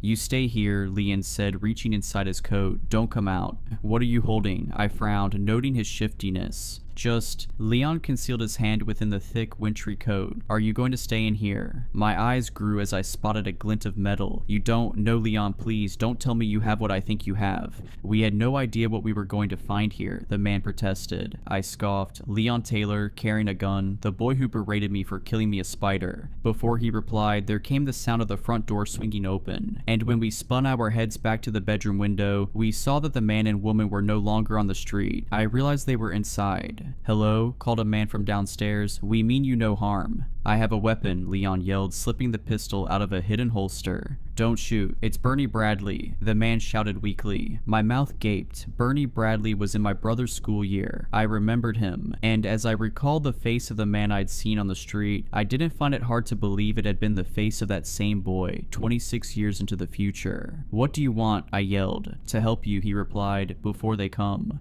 "Who?" Leon asked. "I'll tell you if you put that weapon away," Bernie said. "I don't trust you enough for that," my friend growled. "Are you Leon Taylor?" the man asked. "Why?" Leon responded. "Sydney Manley pushed you off the swing set and you called her a fat cow," Bernie said. "She ran home in tears." It wasn't enough. In a place like that, which defied all laws of rationality, it wasn't enough for Bernie Bradley to know that, but Leon and I needed it to be enough because we were hopelessly alone, hopelessly afraid, and hopelessly desperate. My friend reholstered his weapon and we walked onto the landing. Bernie and the woman were midway up the stairs. The man's hands were raised, but the woman barely seemed aware of where they were, barely seemed aware of herself. "Leon Taylor and Jillian Maynard, is that right?" Bernie asked. "How did you recognize us?" I asked. "You were the only ones who escaped," he replied. "The Maynards and Leon Taylor." "The only ones?" Leon asked incredulously. Bernie nodded. "Others tried, but the frost got them." "So why aren't you..." I started, unable to finish. "Mind if we sit down before I answer that?" he asked. I looked at Leon, and my friend begrudgingly nodded. We all headed to the living room and sat down. Once we did, Bernie Bradley told us an incredible story, and the woman beside him simply rocked on the sofa, face painted with a disturbing smile. Bernie had been a 10-year-old boy, sitting at his bedroom desk when the chill swept through his room. He told us that he remembered nothing but a black void. He might have been there for an eternity, or it might have been less than a moment. When he woke from that dark slumber, still a 10-year-old boy sitting in the desk chair, Bernie looked out of the bedroom window. He was overcome by the horrible feeling that time had been lost, but he didn't know how much. And when he saw residents frozen in the street, he realized that something awful had happened. Bernie found his own paused parents in the kitchen, and they were completely unresponsive to his pleas. The lonely, frightened boy ran through the town, calling for help. Nobody answered. After a long day of searching, he returned to his house in tears. For a week, Bernie lived on cans of food from the cupboards, and then he heard shouting from the street. "Hello, is anybody there?" a man called. Bernie ran outside to find Mr. Johnson. The farmer had just woken from a darkness to find the town full of statues. Bernie told Mr. Johnson that he'd been alone for a week, but he had no idea how long he'd been frozen before that. The boy wanted to leave, but the farmer said they had to save as many people as possible. They had a duty to do so. After all, neither the farmer nor the boy knew what might happen to them if they were to run. The frost might return. Anyway, Mr. Johnson took Bernie under his wing. The crops in his field thankfully had unfrozen, as had his entire farmhouse. Mr. Johnson fed Bernie and the two of them survived. A week later, they found Elizabeth Coulter, the local head teacher, wandering through the town. Over the course of the following year, a dozen more unfrozen souls were saved and brought back to Mr. Johnson's farm. But things changed as time passed. The newer thawed souls were unhinged. The longer a person had been trapped in that black stasis, the less human they became. They were still intelligible, but they spoke only of the voice in the void, a voice that they missed in the land of the living. They were irritable, but Mr. Johnson cared for them all the same. Eventually they fled. This only worsened as the years went by. After a decade, Bernie's mother and father unfroze. However, his dad ran and his mom only remained because she was lost and confused. She would rant and rave about the speaker, the one that would make everything better, the one that would make them all eternal. It was during the year of 2018 that things crossed a terrifying line. Mr. Johnson had decided that newcomers were not welcome. It was a decision of necessity, not cruelty. The recently unfrozen folk had become more than unintelligible. They had become dangerous. "Hark, the speaker calls," Walter Frankton screamed. The middle-aged man who had once been a police officer was standing outside Mr. Johnson's farmhouse. When the community of sane people emerged, they screeched at the sight of Walter holding a charred body above his head. Nobody identified the burnt corpse, but Mr. Johnson wasted no time in drawing his rifle and giving Mr. Frankton 10 seconds to flee. Bernie explained that Walter laughed demonically before disappearing into the night. Over the coming years, bodies were found in the street. Followers of the speaker would relentlessly pursue Mr. Johnson's community, so the sane folk kept distant from the people of the speaker. Few of Mr. Johnson's followers understood why they stayed, yet nobody felt able to leave. Something was keeping them there. A couple of weeks before Leon and I arrived, however, Bernie said that Mr. Johnson finally announced his plan to leave. There were murmurs of uncertainty. Everybody wanted to escape, of course, but fear had always stopped them. Still, they trusted Mr. Johnson. If anybody had the power to safely lead them away from the place controlling their minds, it had to be the brave farmer. Packing and preparations began. However, some days later, Bernie Bradley happened to look out of an upstairs window and noticed Mr. Johnson. The old man was wandering aimlessly onto the driveway, stumbling like a drunken man towards his vehicle. Bernie said there was a small child standing beside the car. The young boy led Mr. Johnson to the driver's door with a smile, and the two of them fled. Things disintegrated after that. When a Molotov cocktail found its way through a window, the community dispersed. The sane folk fled in different directions, and Bernie was left alone with his mother. "We've been running for days," Bernie explained. "I keep finding the bodies of people from my community, charred corpses in the street. I tried to leave this town, but it wouldn't let me. The farther I drove, the sharper the pang in my heart. I knew I'd die if I were to keep going." "How did you find us?" Leon asked. "I heard you," Bernie replied. "Hard to miss the sound of an engine in a dead place like this. I had a hunch that it might be you."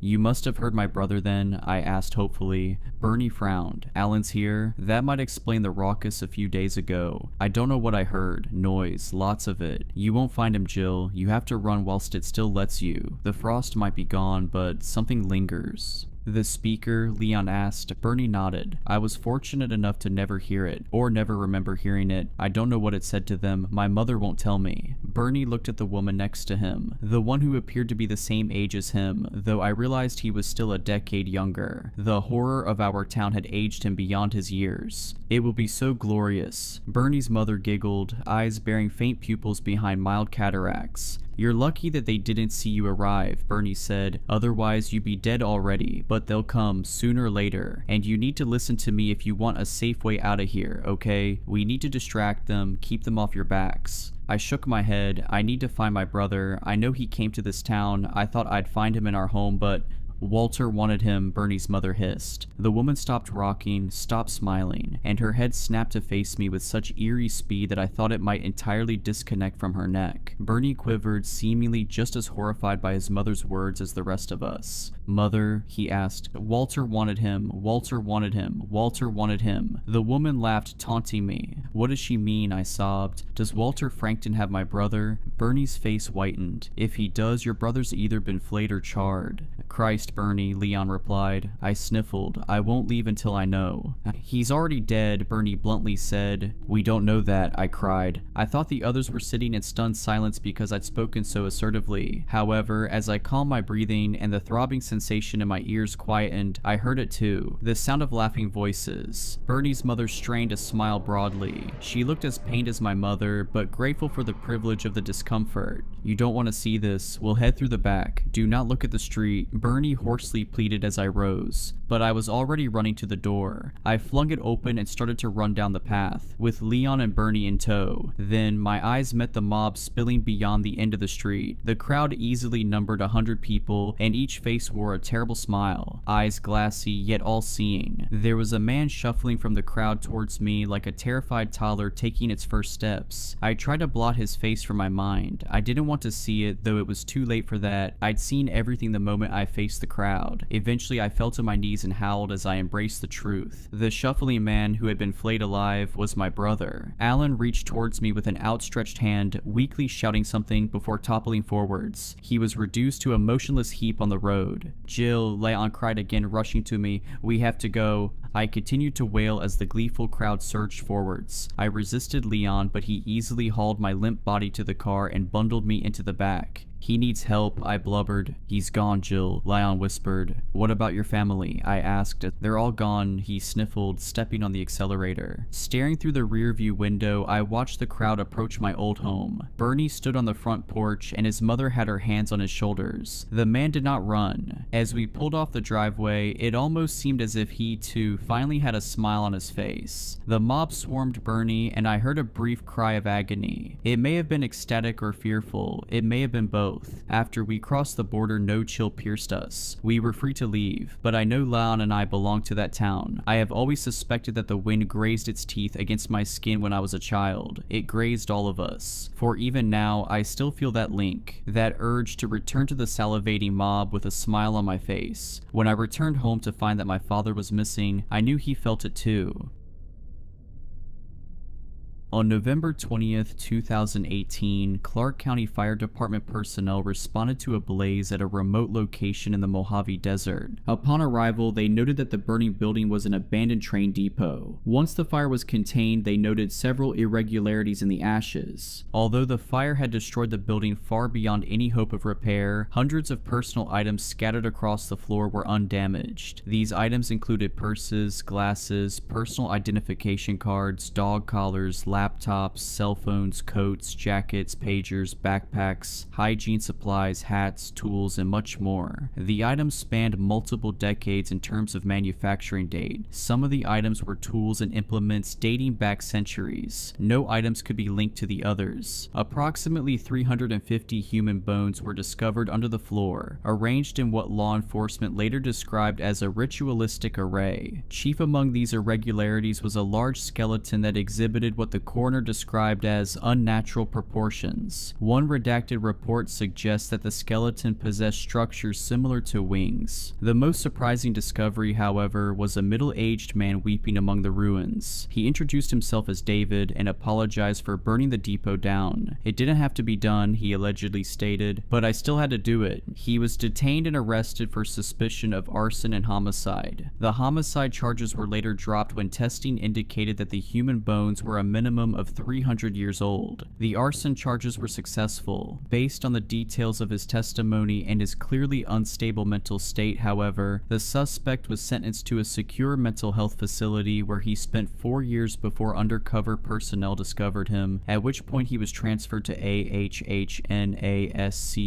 Shortly after incarceration, the inmate submitted to various assessments and field tests. The findings were unusual even by agency standards. In simplest terms, David seemingly possesses the ability to locate the souls of deceased individuals, at which point he is compelled to hear their final statements, which David understandably refers to as confessions, while escorting them to what he calls the other side. These duties were, and remain, psychologically distressing. Immediately prior to burning the depot down, David states that he failed to transport a passenger. The details of this failure remain unknown. David did not discuss them at any point during the interview recorded below. At this time, the agency plans to implement ongoing treatment with the goal of identifying and hopefully rectifying the details of this failure. Administration hopes to evaluate and, if appropriate, commission David as a T-class agent upon completion of his treatment. Prior to his arrest, David's mode of conveyance for these trips was his truck. David presents as a Caucasian male between the ages of 60 to 65. He is approximately 5 feet 8 inches tall, with dark hair and brown eyes. David's diagnoses include depression, anxiety, post-traumatic stress disorder, and severe insomnia. It should be noted that the site of David's depot bore signs of ritualistic use dating back approximately 500 years. The site is currently under quarantine. It should also be noted that inmate 17 has expressed repeated interest in David. Finally, the interviewers would like to note that David has expressed a desire to change his title to something less ominous, such as the ferryman. Interview subject: the pale horseman. Classification string: non-cooperative / destructible / Gaian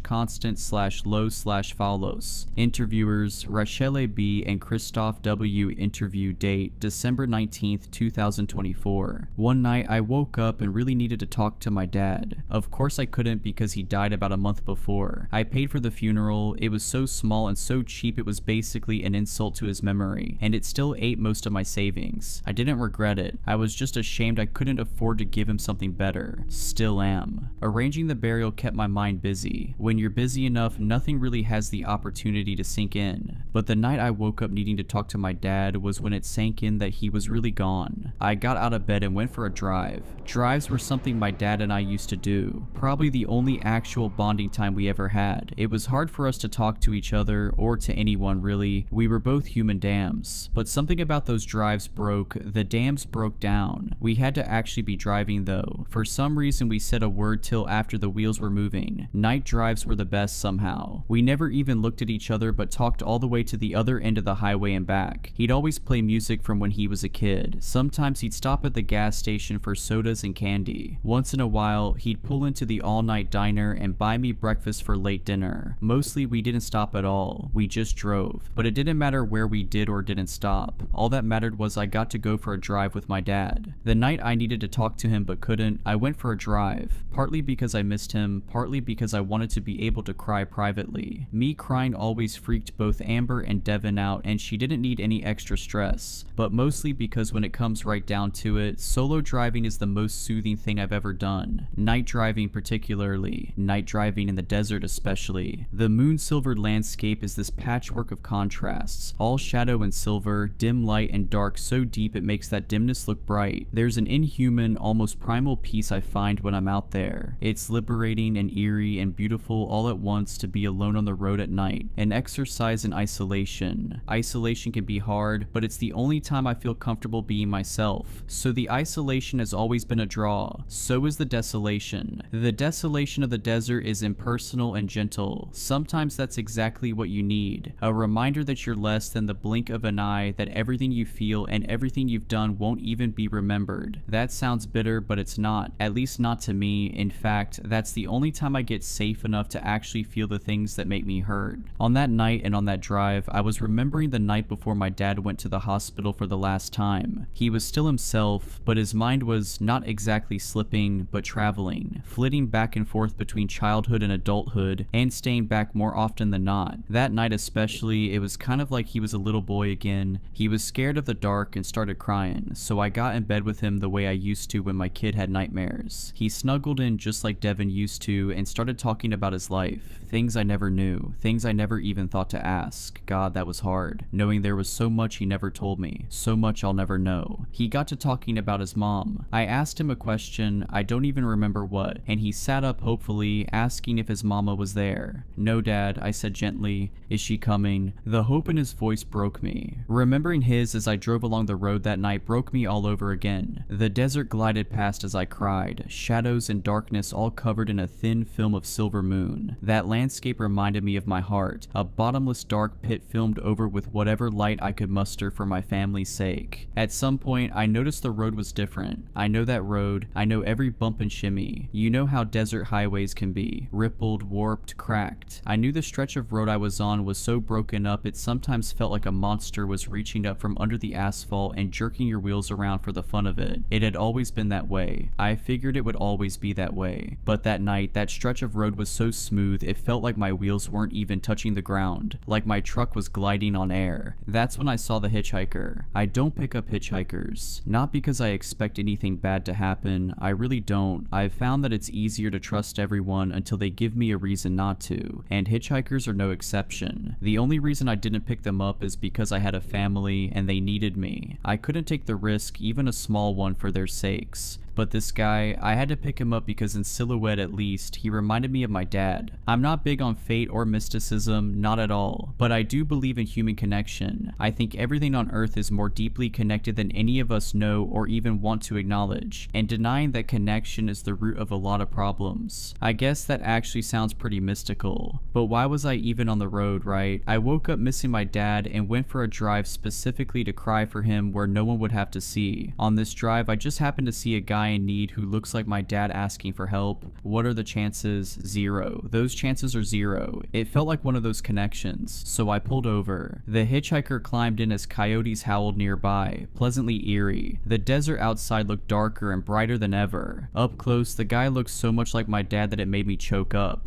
I managed to ask, "Where you headed?" "We'll know when we see it." It was my dad's voice. Chills exploded. For a second, I thought I was going to scream. Instead, I flicked on the cab light, but the hitchhiker flicked it right back off. "David," he said, "I need you to hear everything I never told you." Dad, I remembered the way he'd said mama on his last night at home. That's what my voice reminded me of. "Where's my mama? Is she here? Mama, are you here? Daddy, are you here?" He didn't answer, but of course he didn't. He couldn't because the wheels weren't moving yet. I put the truck in gear and started driving on that road so smooth it felt like my wheels were touching nothing but air. Once we were at speed, my dad started talking. "I loved my mom," he said. "She did so much for me, more than I could ever do for her. I did everything I could. I went hunting out in the hills for food, set traps and checked them every day with my old hound dog. I miss him." He wiped his eyes. "But my mom, my mama, I helped her clean and make dinner, tried to do all my chores without being asked. She was the best, David, just the best. I'd give so much for you to know her. She'd have loved you. I think she would have showed me how to love you better than I did. Reminded me that it's not weak to love well, that not loving well is the weakness. I adored her, David. I wanted to grow up be like her." He sighed. "Instead, I grew up to be like my dad. That's not bad. He wasn't a bad man. He just was how he was, just like me. You'll know how he was because you know how I was. Always telling you how you did this or that or said that wrong. I did that because I saw what he did to me. And you know, it taught me to apply myself. Taught me to learn fast, to do everything on my own, to hold everything together even when I didn't know how to hold myself together. I saw what that did to him. I recognized that it did the same to me, and I know it's the same for you. I'm sorry." He wiped his eyes again. "I wasn't sure I wanted children, but back then you didn't really get a say. It was just what you did, so I did it. But I was worried, David. I was scared, but I couldn't admit that. My dad taught me not to get scared, but even though I couldn't admit it, I was scared right up till the second you were born. And when I saw you, the most beautiful baby boy that ever was, I was still scared, but I was so happy. When I held you, the world got brighter than bright. I promised you and myself that I'd give you the whole bright world, that I'd be as good a dad to you as my mama was to me. I wanted to. David, I wanted to more than I ever wanted anything, but I couldn't figure out how. I wanted to speak so badly. I felt my dam coming down, but it was still holding, and my dad's was broken in a way nothing had ever been broken, so I kept my mouth shut. I couldn't even say I love you when you started getting bigger, not because I didn't. I did, I do, more than I ever showed and more than you'll ever know. I was just so afraid I'd say it wrong. I was afraid I was doing everything wrong. I started believing I was doing everything wrong. I started feeling you'd be better off if I wasn't too involved, the way I'd have probably been better off if my own dad hadn't been too involved. I didn't think it, not like that, I just felt it. To be as good a dad as my mom was a mom took something I didn't have, something I didn't know how to get.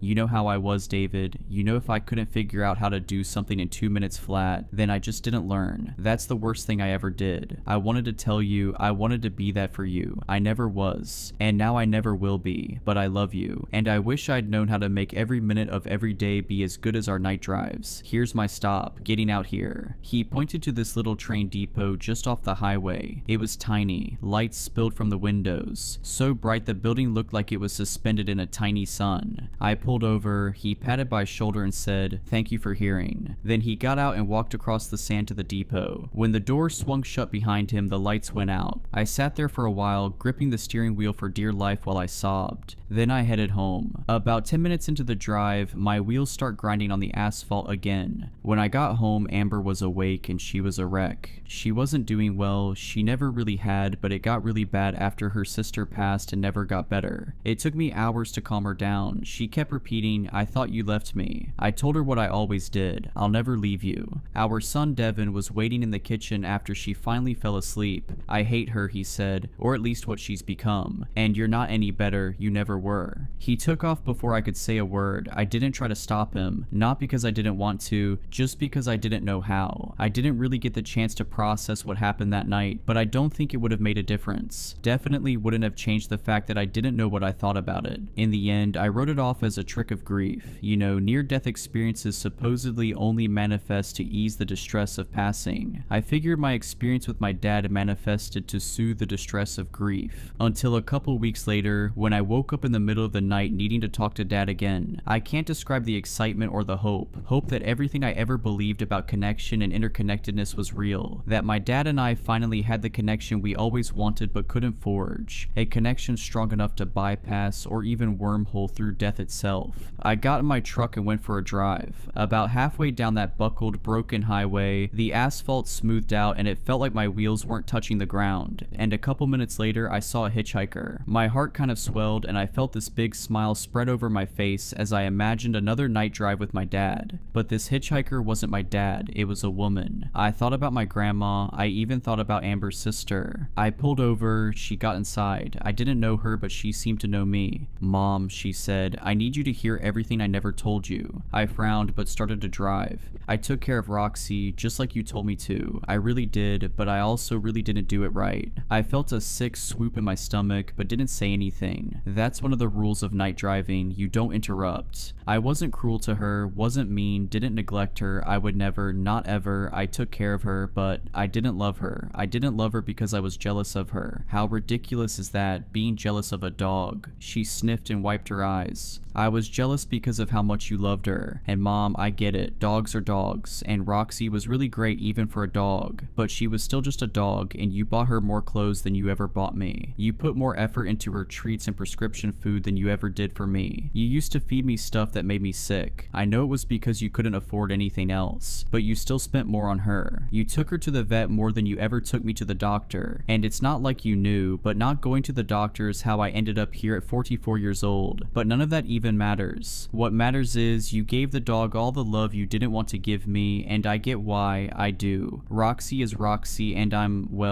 me." Her face crumpled and she wiped her eyes again. I tried to overcome those feelings because they were so ugly and so stupid. Who gets jealous of a dog, especially such a good one? People like me, I guess. I tried to overcome it. I tried to kill the jealousy, but I couldn't. And you know what? That dog loved me anyway. As much as she loved you, as much as I loved you. Hell, sometimes I think she loved me more. Why do children and dogs have to love as deeply as they do? I always wondered that. It's not fair. It's not fair. She released a shaky breath. You know, Roxy wasn't allowed to sleep on my bed. That was a big no-no and she knew it, but sometimes I'd wake up crying or I'd have a panic attack, and she'd jump up and nuzzle me until I calmed down. Then I'd put her back on the floor. She uttered a sob. Why did I do that? Why? All she wanted was for me to love her back, and she was so easy to love too. I still couldn't do it. She died on a Tuesday morning before work. It was winter. She didn't want to get up. I thought she just didn't want to go outside because of the snow, so I forced her. But she wasn't being a brat. She was in heart failure and the stress of walking in the snow. Oh my god, Mom. She crawled into my lap and died there. If I hadn't made her go outside, she wouldn't have died like that. Not in the lap of someone who never let her on the bed unless they got something out of it. She laughed, then sobbed again. If someone gave me the choice, I would burn in hell for an eternity of eternities if it meant I could go back to give her the life she deserved from me. Sometimes I wonder if you ever felt the same way about me, Mom. I don't know what would be worse. If you didn't or if you did. Here's my stop. Let me out here. Thank you for hearing. Just off the highway, the train depot shimmered into bright, blinding being. The lady got out and trudged across the sand. Maybe it was wishful thinking, but when the door swung open, I saw the silhouette of a little dog in the doorway, tail wagging a million miles a minute. When I got home, it was almost dawn and Devin was having a breakdown in the front yard. Amber was trying to calm him down. When I pulled up, she ran over and started raging at me about everything and nothing. I sent her inside to rest and took over. Devin was coming down off something and I could tell it was a rough landing. It happened a lot, every couple months at least. It used to make me angry, but I didn't have it in me to be angry anymore. Even if that wasn't strictly true, my anger only ever made things worse. Both Devin and Amber had plenty to be angry about without me adding to it, so I shut the anger down and sat on the grass with him. Devin started talking. I tried to listen, but it was hard. My mind was going as fast as that little dog's tail, a million miles an hour, only these weren't happy miles. All I could think is how pointless it all was, how this life was all I had and all my kid would ever have if he was lucky. Not for the first time, I felt like I'd cursed my kid. In a good month, I could afford to give him half of what he needed and none of what he deserved. What kind of life is that? How crappy is it to love someone so much that you'd kill or die to make them happy, but to never have the chance to do either? This is all he gets, I thought. This is all any of us get. What's the point? A few nights later, I again woke up needing to talk to my dad. I got in the truck and drove along that rutted, broken highway until it turned so smooth it felt like my wheels were running along the air. A few minutes later, I saw an impossibly small hitchhiker waiting on the side of the road. I pulled over. This tiny little boy climbed in. He looked so sick and he was so small I had to help him. "Daddy," he said, "I need you to hear everything I never told you." I started driving. I wanted to meet my baby sister. I tried to hold on to see her just like you asked. I tried to be strong, but I wasn't. I'm sorry I couldn't hold on anymore. I was too tired, Daddy. I'm sorry. I'm sorry I kept making you and Mommy cry. His lip trembled. He looked out the window at the wide pale moon and the silver dark desert. "Are you going to forget me, since you have a new baby now?" I started crying too. "Please don't forget me. I won't ever forget you. I won't forget Mommy singing to me and holding my hands when I was in the hospital. I won't forget when you were crying in the garage. I was scared because you never cry, but then you hugged me and said I was brave, and you were only crying because you were happy I was so brave. I won't forget that, Daddy. I'm sorry I made you cry all the time. I'm glad you'll have a new baby to make you smile. Just don't forget me when you smile. And please don't cry when you remember me. Please just smile. I think I need to get out here. Thank you for hearing." The depot shimmered just off the highway, brighter and soft. "Can you walk with me, Daddy? I know you can't go in, but I'm scared of the dark." I got out first, then helped him down onto the ground. He squeezed my hand as we walked across the sand. "Is it going to hurt?"